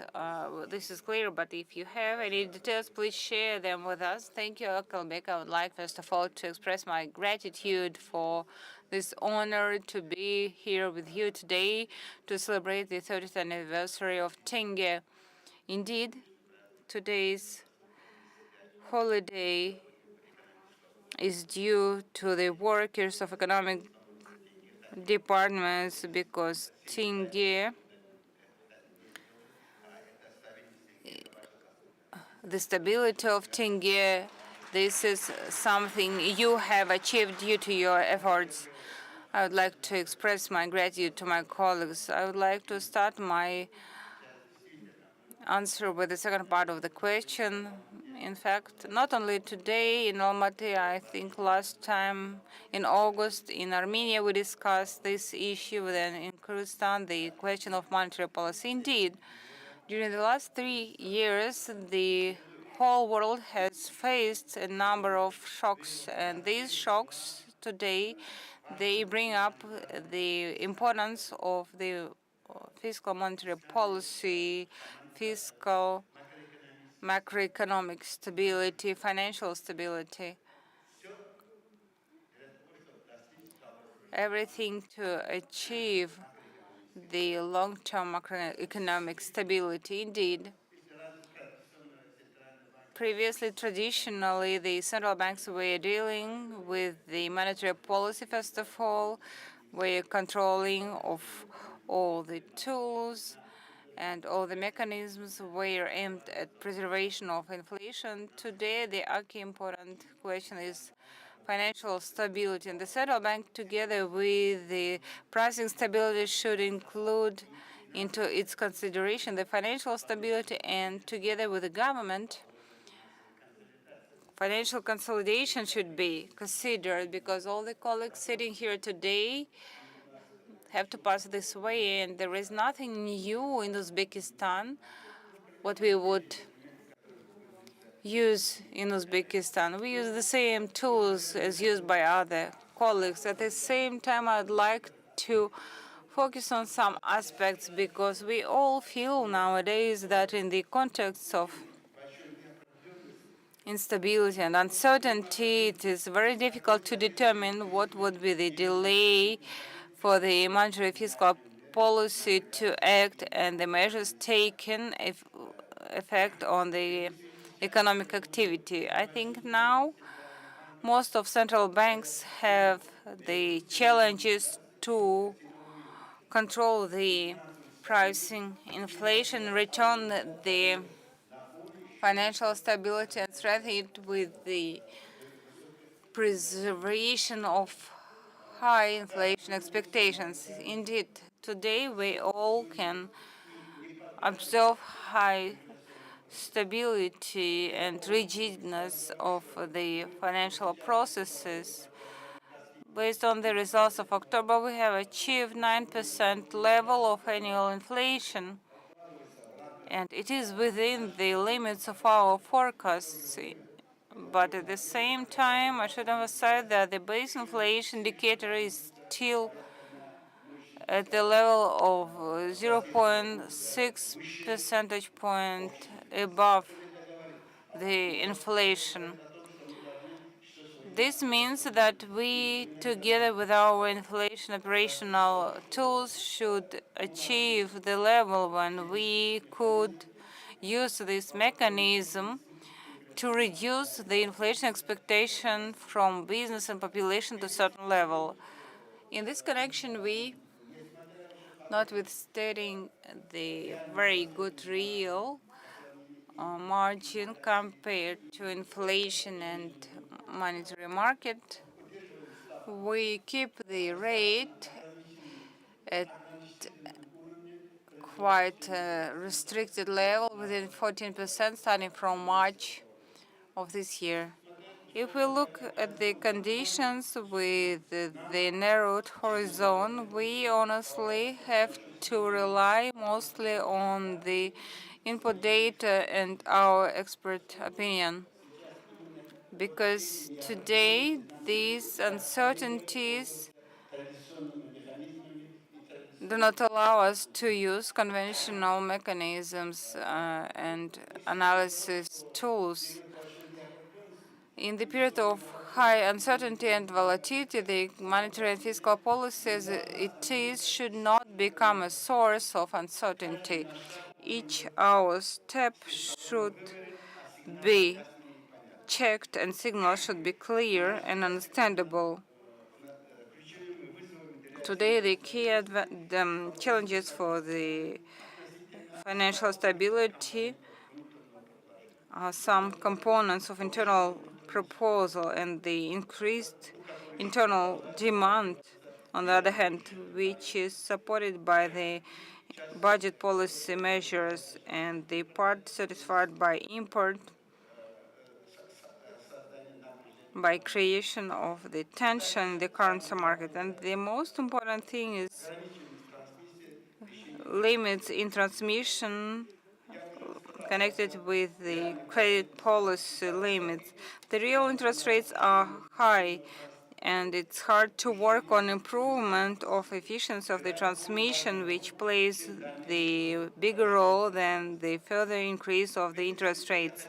In this connection, I'd like to share with you my observations as to this point. If we make an analysis of what is happening, I would like to emphasize that, first of all, after the large-scale fiscal stimulation made in different ways, quantity mitigation, subsidizing, social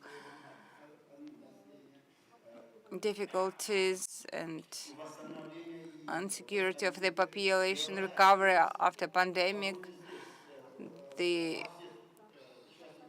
activity of all participants of our region is very important, and it is focused in the segments which generate faster profits. We have some urgent, undetermined demand. At the same time, our actions in terms of proposal, they are aimed at fast profit generation. This is the construction and services provision areas. They, of course, do not create the proposal needed to ensure the holistic satisfaction of the demand. But I would like to mention here that, in particular, the growth of industries expanding the production capacities of economy for the long-term perspective and finally aimed at satisfaction of the consumer demand is staying back from the demand factors to some extent. What the central bank could do in these conditions, we could not use our operational tools to support this process. Our actions were discussed at the meeting. We need to create conditions for the macroeconomic growth. How we could do that? By the restriction of inflation within the percentage set. This is the only way to create the foundation for further macroeconomic growth. And secondly, I'd like to emphasize that now, specifically, when the global market is being fragmented, for us it is extremely important to improve the production chains inside of the region and expand and diversify the geography of the regional and national trade to minimize the potential risks.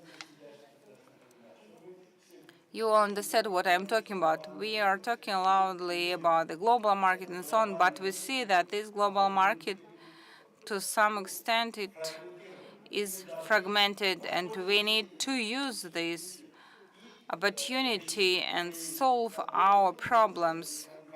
Not problems, but issues relate to the fast and full-fledged expansion of the proposal and supply. I would like to use this opportunity, since we have representatives of our region. We need, at the regional level, we need to have a systematic approach to the measures for expansion of the proposals. These are different variations of the industrial cooperation, regional trade, and so on. We need to think about that. And secondly, another my observation I'd like to share with you. Excuse me that I have exceeded my time. I need to emphasize that this is a professional aspect, that we see weak transformation of our actions in the monetary fiscal policy. First of all, it is connected with the unsatisfied demand, and as my colleagues mentioned, non-rational behavior of the agents is relevant here. The income seems to be limited, but at the same time we see a high interest to loans, even in the conditions, in the context of high rates. Here we need to take the macroeconomic prudential measures to limit such actions which are aimed at increase of the additional demand. The experience of Kazakhstan is observed by us, and our experience tells us that we need, with the macroprudential measures which allow limiting the unhealthy financing and reduce risks for the financial stability, since finally it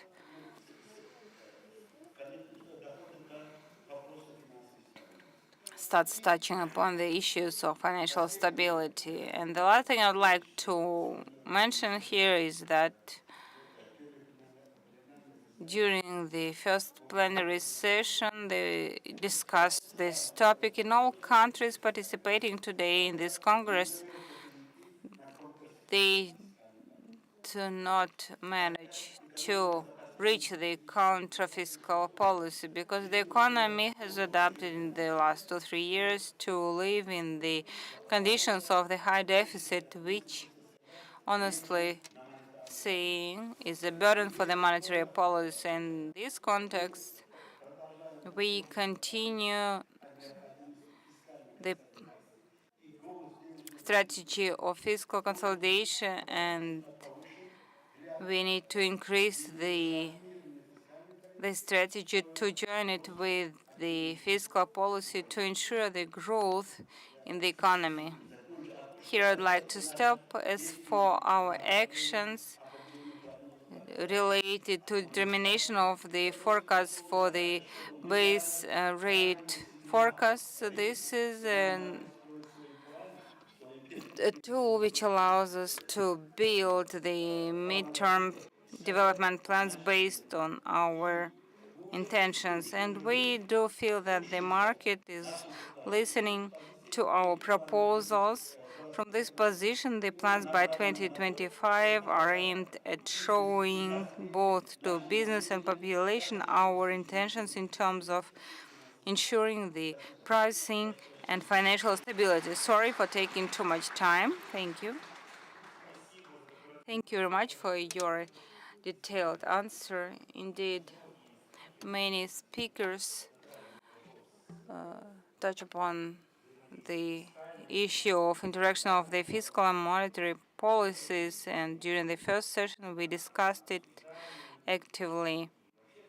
And in general, many of us understand that the condition of the government finance is an important factor, and quite frequently it's a very interesting and quite acute topic in the discussion at the government level and other institutions. By the example of our neighbors in Russia, we see acceleration of inflation, and the National Bank of Russia is strengthening its monetary and credit policy, and the budget policy remains stimulating policy, as we see in the Bank of Russia and other analytical documents. We see that the budget impulse is not going to degrade in the next year. That is why I would like to ask a question to the Deputy Chairman of the Bank of Russia, Olga. What do you think about the impact of the monetary credit policy on the inflation? How do you keep this in mind in your monetary policy? Thank you for your questions. Thank you for your invitation. It's very important for us to have this exchange of experience at the international level. But first of all, I would like to join all those congratulations to the Financiers' Day and 30th anniversary of Tenge. This is one of the signals and factor of independence of the state. I'd like to say my words of hello to all participants at this forum from Nabiullina, and tomorrow the State Duma is considering our main document, the main direction for monetary policy, and it is obvious that monetary policy cannot make a significant influence on dynamics of money aggregates and other things. As all central banks, we consider this when we take our decisions related to monetary policy. And on our last sitting, this was as well done. And as of today, in Russia, the monetary policy is of a stimulating character. And we solve those many priority tasks that cannot be postponed, and this is related to structural rebuilding of the economy and enforcing national safety. And if we're talking about widening of the monetary policy, it is related to increase of in industries, and this is related to many spheres. And when the economical activity has almost restored as it was in spring 2022, all those items of the demand have to be in stable position, considering that they do influence the state of the economy. The monetary policy is like a balance thing that allows to keep balance when something is pushing it either to one side or to another. And up to July 2023, we kept the key rate at 7.5%, and this and stimulating budget policy helped to increase private demand. In the middle of 2023, Russian economy has restored up to pre-crisis values, and crediting rates and for mortgage rates we have 30% increase, all other credits for 20%. We still have that mortgage scheme which is financed from the budget, and crediting has stimulated investment and activity and buying activity, and our economy is still using all the possible resources, especially relating to the labor, and we lack personnel very much, and stable inflation pressure in the economy by the middle of the year has increased significantly, and inflation is signaling that monetary conditions are too soft. Getting back to the budget policy, I'd like to emphasize that together as common demand and credit demand are being influenced not only by the current inflation but the expected inflation, and in the budget policy for the current behavior of people and business, they are being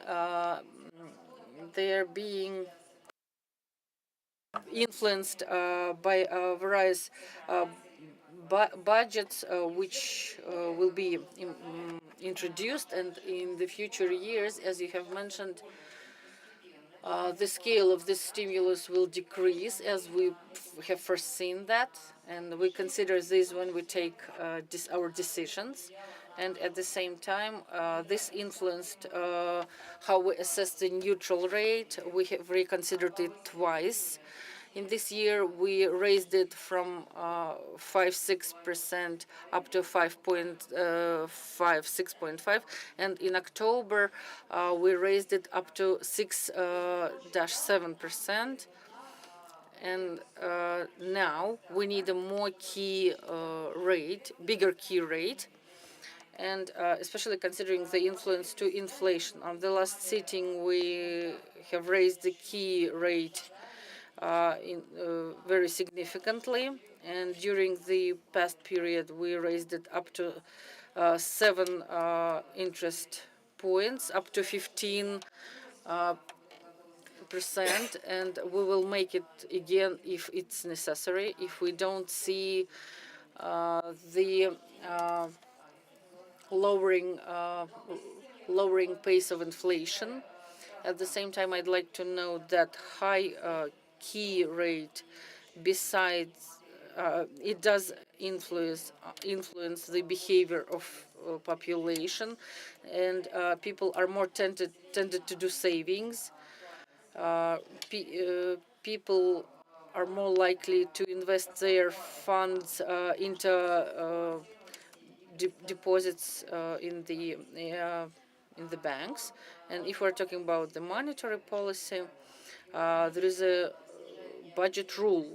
When it is present, the uncertainty in an economy is decreasing, and it influences the budget stability. And we have relaunched it,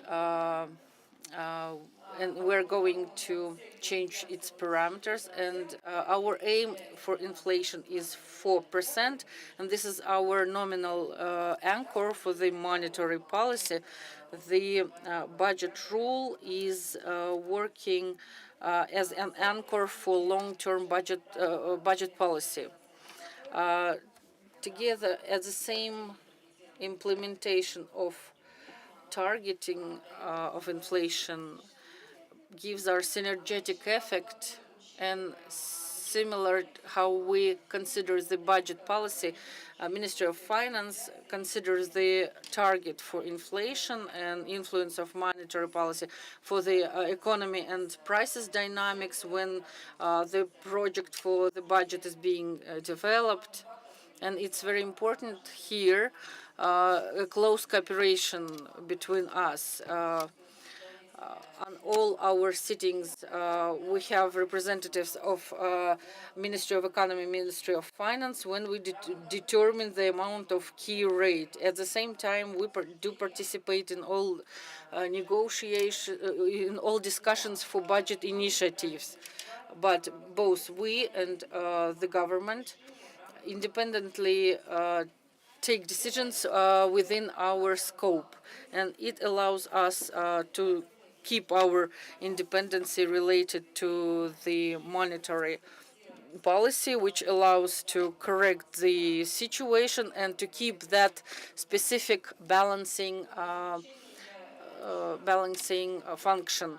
And in order to sum up the logics of our last steps, the economical decline as it was in 2020 and in spring 2022, they were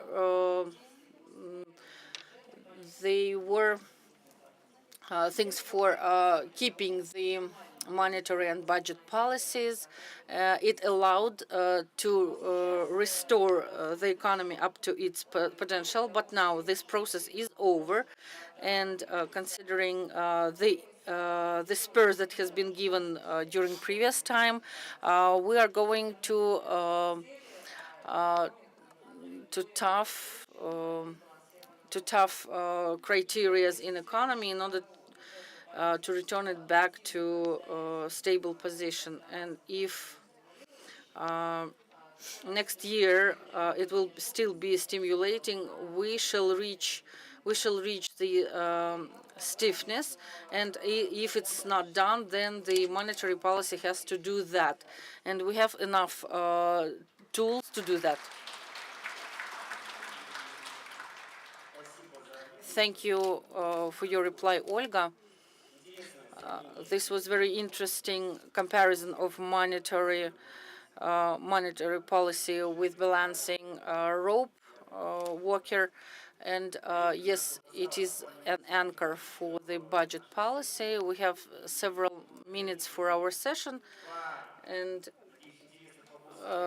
there are two interesting questions that I'd like to pronounce, and you shall choose which of them you would like to reply regarding macro policy. It has been already spoken out, and it is asked if the rate is increasing, you can reduce the amount for people's crediting and not increasing the rate. And this is always. And the second question is the question of communication. We have mentioned it already. It shall be considered as a separate policy, which is a tool for monetary policy. What shall be the tools for communication? How to address the community? 1-2 minutes. Would you like to express yourself regarding these topics? Thank you. I completely agree that the tools of the National Bank are not limited by the rate. There are requirements, and that is why the experience of our Azerbaijani colleagues is very interesting. Targeting and stimulating of this or that market behavior is important. I know that the same situation was in Turkey when micro and macro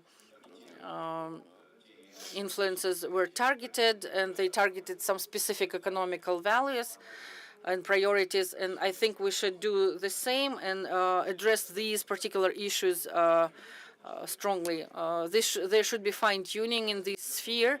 And if we're talking about communication policy, it's not a secret that for other governmental bodies, communication might be good or positive, how we're going to implement this or that. But for the national bank, this is not something that can be done or cannot be done. This is a base function, like regulatory, observatory, and this is an integrated function, because the trust to what is national bank is doing and the ability of national bank to influence such things like feeling of inflation, it completely depends on the trust, and the trust is a derivative from the actions and ability to communicate. Yes, I would like to reply quickly 2 questions. If we're talking about microprudential achievement of monetary targets, as I said, we do use this method, and we think that particularly when the interest channel is working, probably prudential requirements are very effective to be used, and we see that. If we're talking about communication, with new team of central bank, we have significantly changed the approach, and I think that communication for central banks shall be much more important than the rate. Every quarter we meet with economic experts in our country. These are informal meetings. We meet journalists, and we want to understand what are their expectations, returning disclosure of information, and we started providing information that we can provide. And every quarter we meet with representatives of sectors that we regulate, and we as a regulator are responsible for security market, for capital market, for insurance market, and we keep meeting with associations in order to understand what are their purposes, and so that we could give forecast for next 6 months. And what is as well very important, Central Bank of Azerbaijan has changed the language of communication. From our side, and in many countries it happens, the press release of a central bank can be understood only by the central banker. We started using a more common language. We started being more open, where it is possible not to lead to microeconomical shocks. We started expressing clearly our opinion. For example, targeting of inflation.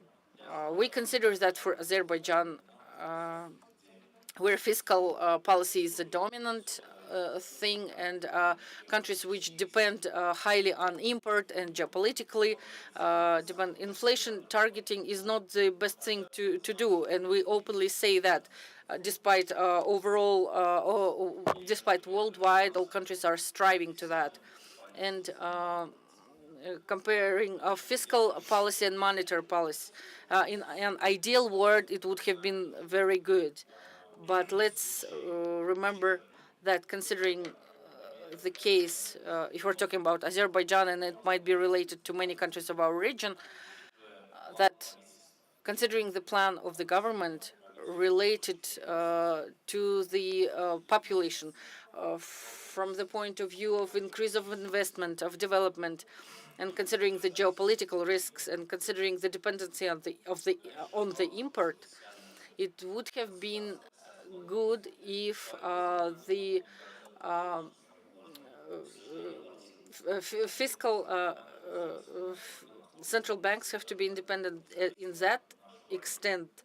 They are independent to that extent to which our currency is independent. And considering the plans of the country as a central bank from the point of view of communication, we would like to have a consolidation of a budget, but we understand it's not real. Let's find the ways how we can do that, how can we implement our main tasks having unconsolidated budget. I like the phrase spoken out by our colleague from Russia, synchronization of actions. Thank you very much for your attention.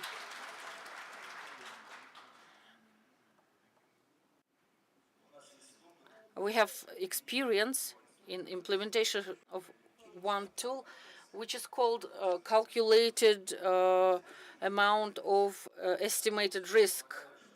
I consider that this experience is a good experience, that we limit the credit risk for middle-sized and small-sized banks.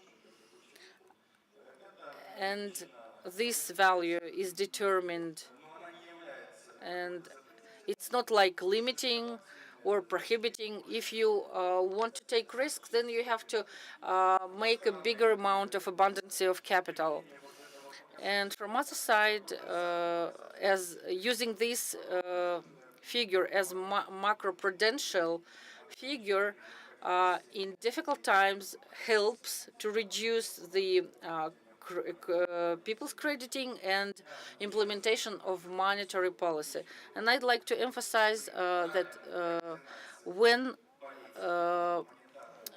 monetary and fiscal policies are coordinated in a right way, we can get the right result. And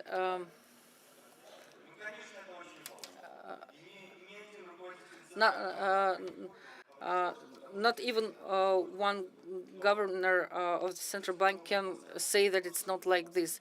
But according to my life experience, I would like to state that everything is good when it is in balance. As for taking measures of macroprudential policy instead of the base rate, I'd like to mention the following. First of all, we need to determine what process we would like to influence, and based on that, we need to determine what should be applied in this situation, which would be more relevant and acceptable with lower costs, with less damage. And the best option is combination of the base rate related measures and macroprudential policy measures. As for the second question relating to communications, we all here are convinced that it is absolutely important, but like to focus on the following aspects. First of all, we believe that we need to work with those who form the opinion about policy of the central bank. In particular, and first of all, we need to work with the parliament. We need to work with the scientific research community. We need to work with the media community, through which the opinion about the monetary and fiscal policy is transferred to the whole community. This work is very important. Those who watch the situation in Kyrgyz Republic, they know that the issues of monetary and credit policy is raised by the deputies quite frequently, and we need to have more active work with them, and the expert community plays a big role here. Also, there is a number of journalists who are dealing with the economic review. For them, we make individual events for the communication policy to meet the modern requirements. Another aspect I would like to mention here is that we live in the times of the information revolution. Technologically, each consumer of information has not only radio and TV, but also social networks, as you all know, and the information flow is fragmented, that each group of consumers should have a separate activity from our side. In this way, we could achieve the effect.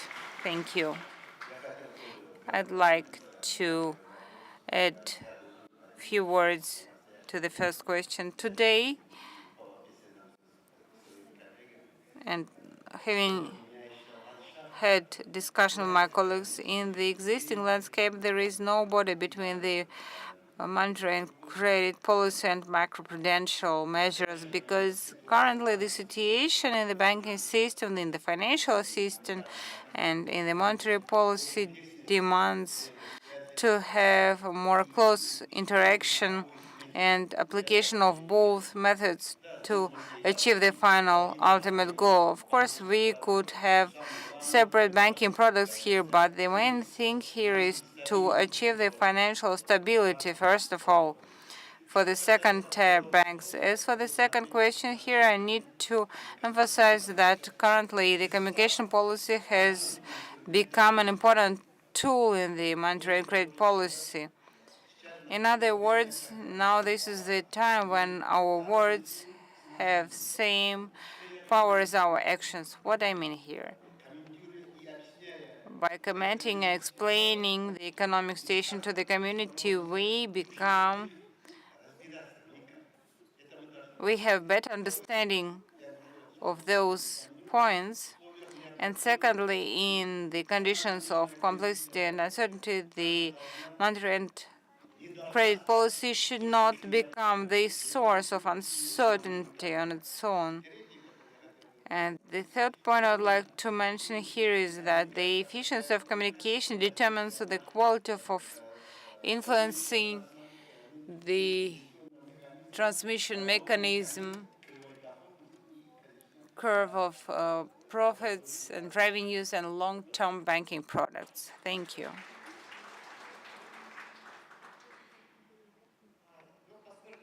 Since we are responsible for the financial and pricing stability, we use the whole spectrum of tools, and I will not repeat how we target the inflation, what decisions we make. I think I have tried to answer this question before. As for the macroprudential additions and limits, we have started using since recently to limit lending by banks of the high-risk borrowers. From our point of view, this tool is very useful, and indeed it has a synergetic effect together with the base rate, but it does not replace the key base rate in terms of solving the problem of the pricing stability. This is number one. Secondly, as for communications, I will join all my colleagues answering this question from the point of view of its importance and clearness. It was mentioned correctly that maybe some time ago it was difficult for us, for the people to understand us. So it's good to explain in the normal, clear words why the central bank makes different decisions. It was very important for us because for us it is important not only to have target on the inflation, but also to manage expectations in terms of inflation from the business and population side. That is why we need to have a clear and transparent communication policy. At every meeting of the board of directors, we discuss statements of the chairman. We have press conferences with the journalists. You can see the videos of all those discussions. We have discussions with the business community, and in general, I believe this is the main factor of solving the problem of expectation management. This is the good and correct communication. Thank you.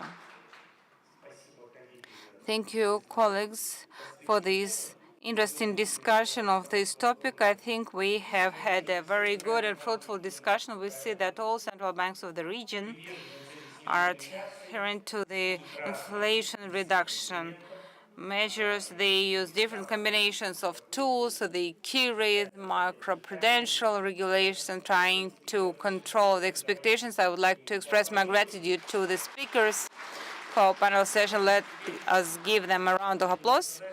And as we said in the beginning, the monetary credit policy is okay, but we need to have our lunch in time. Thank you for moderation.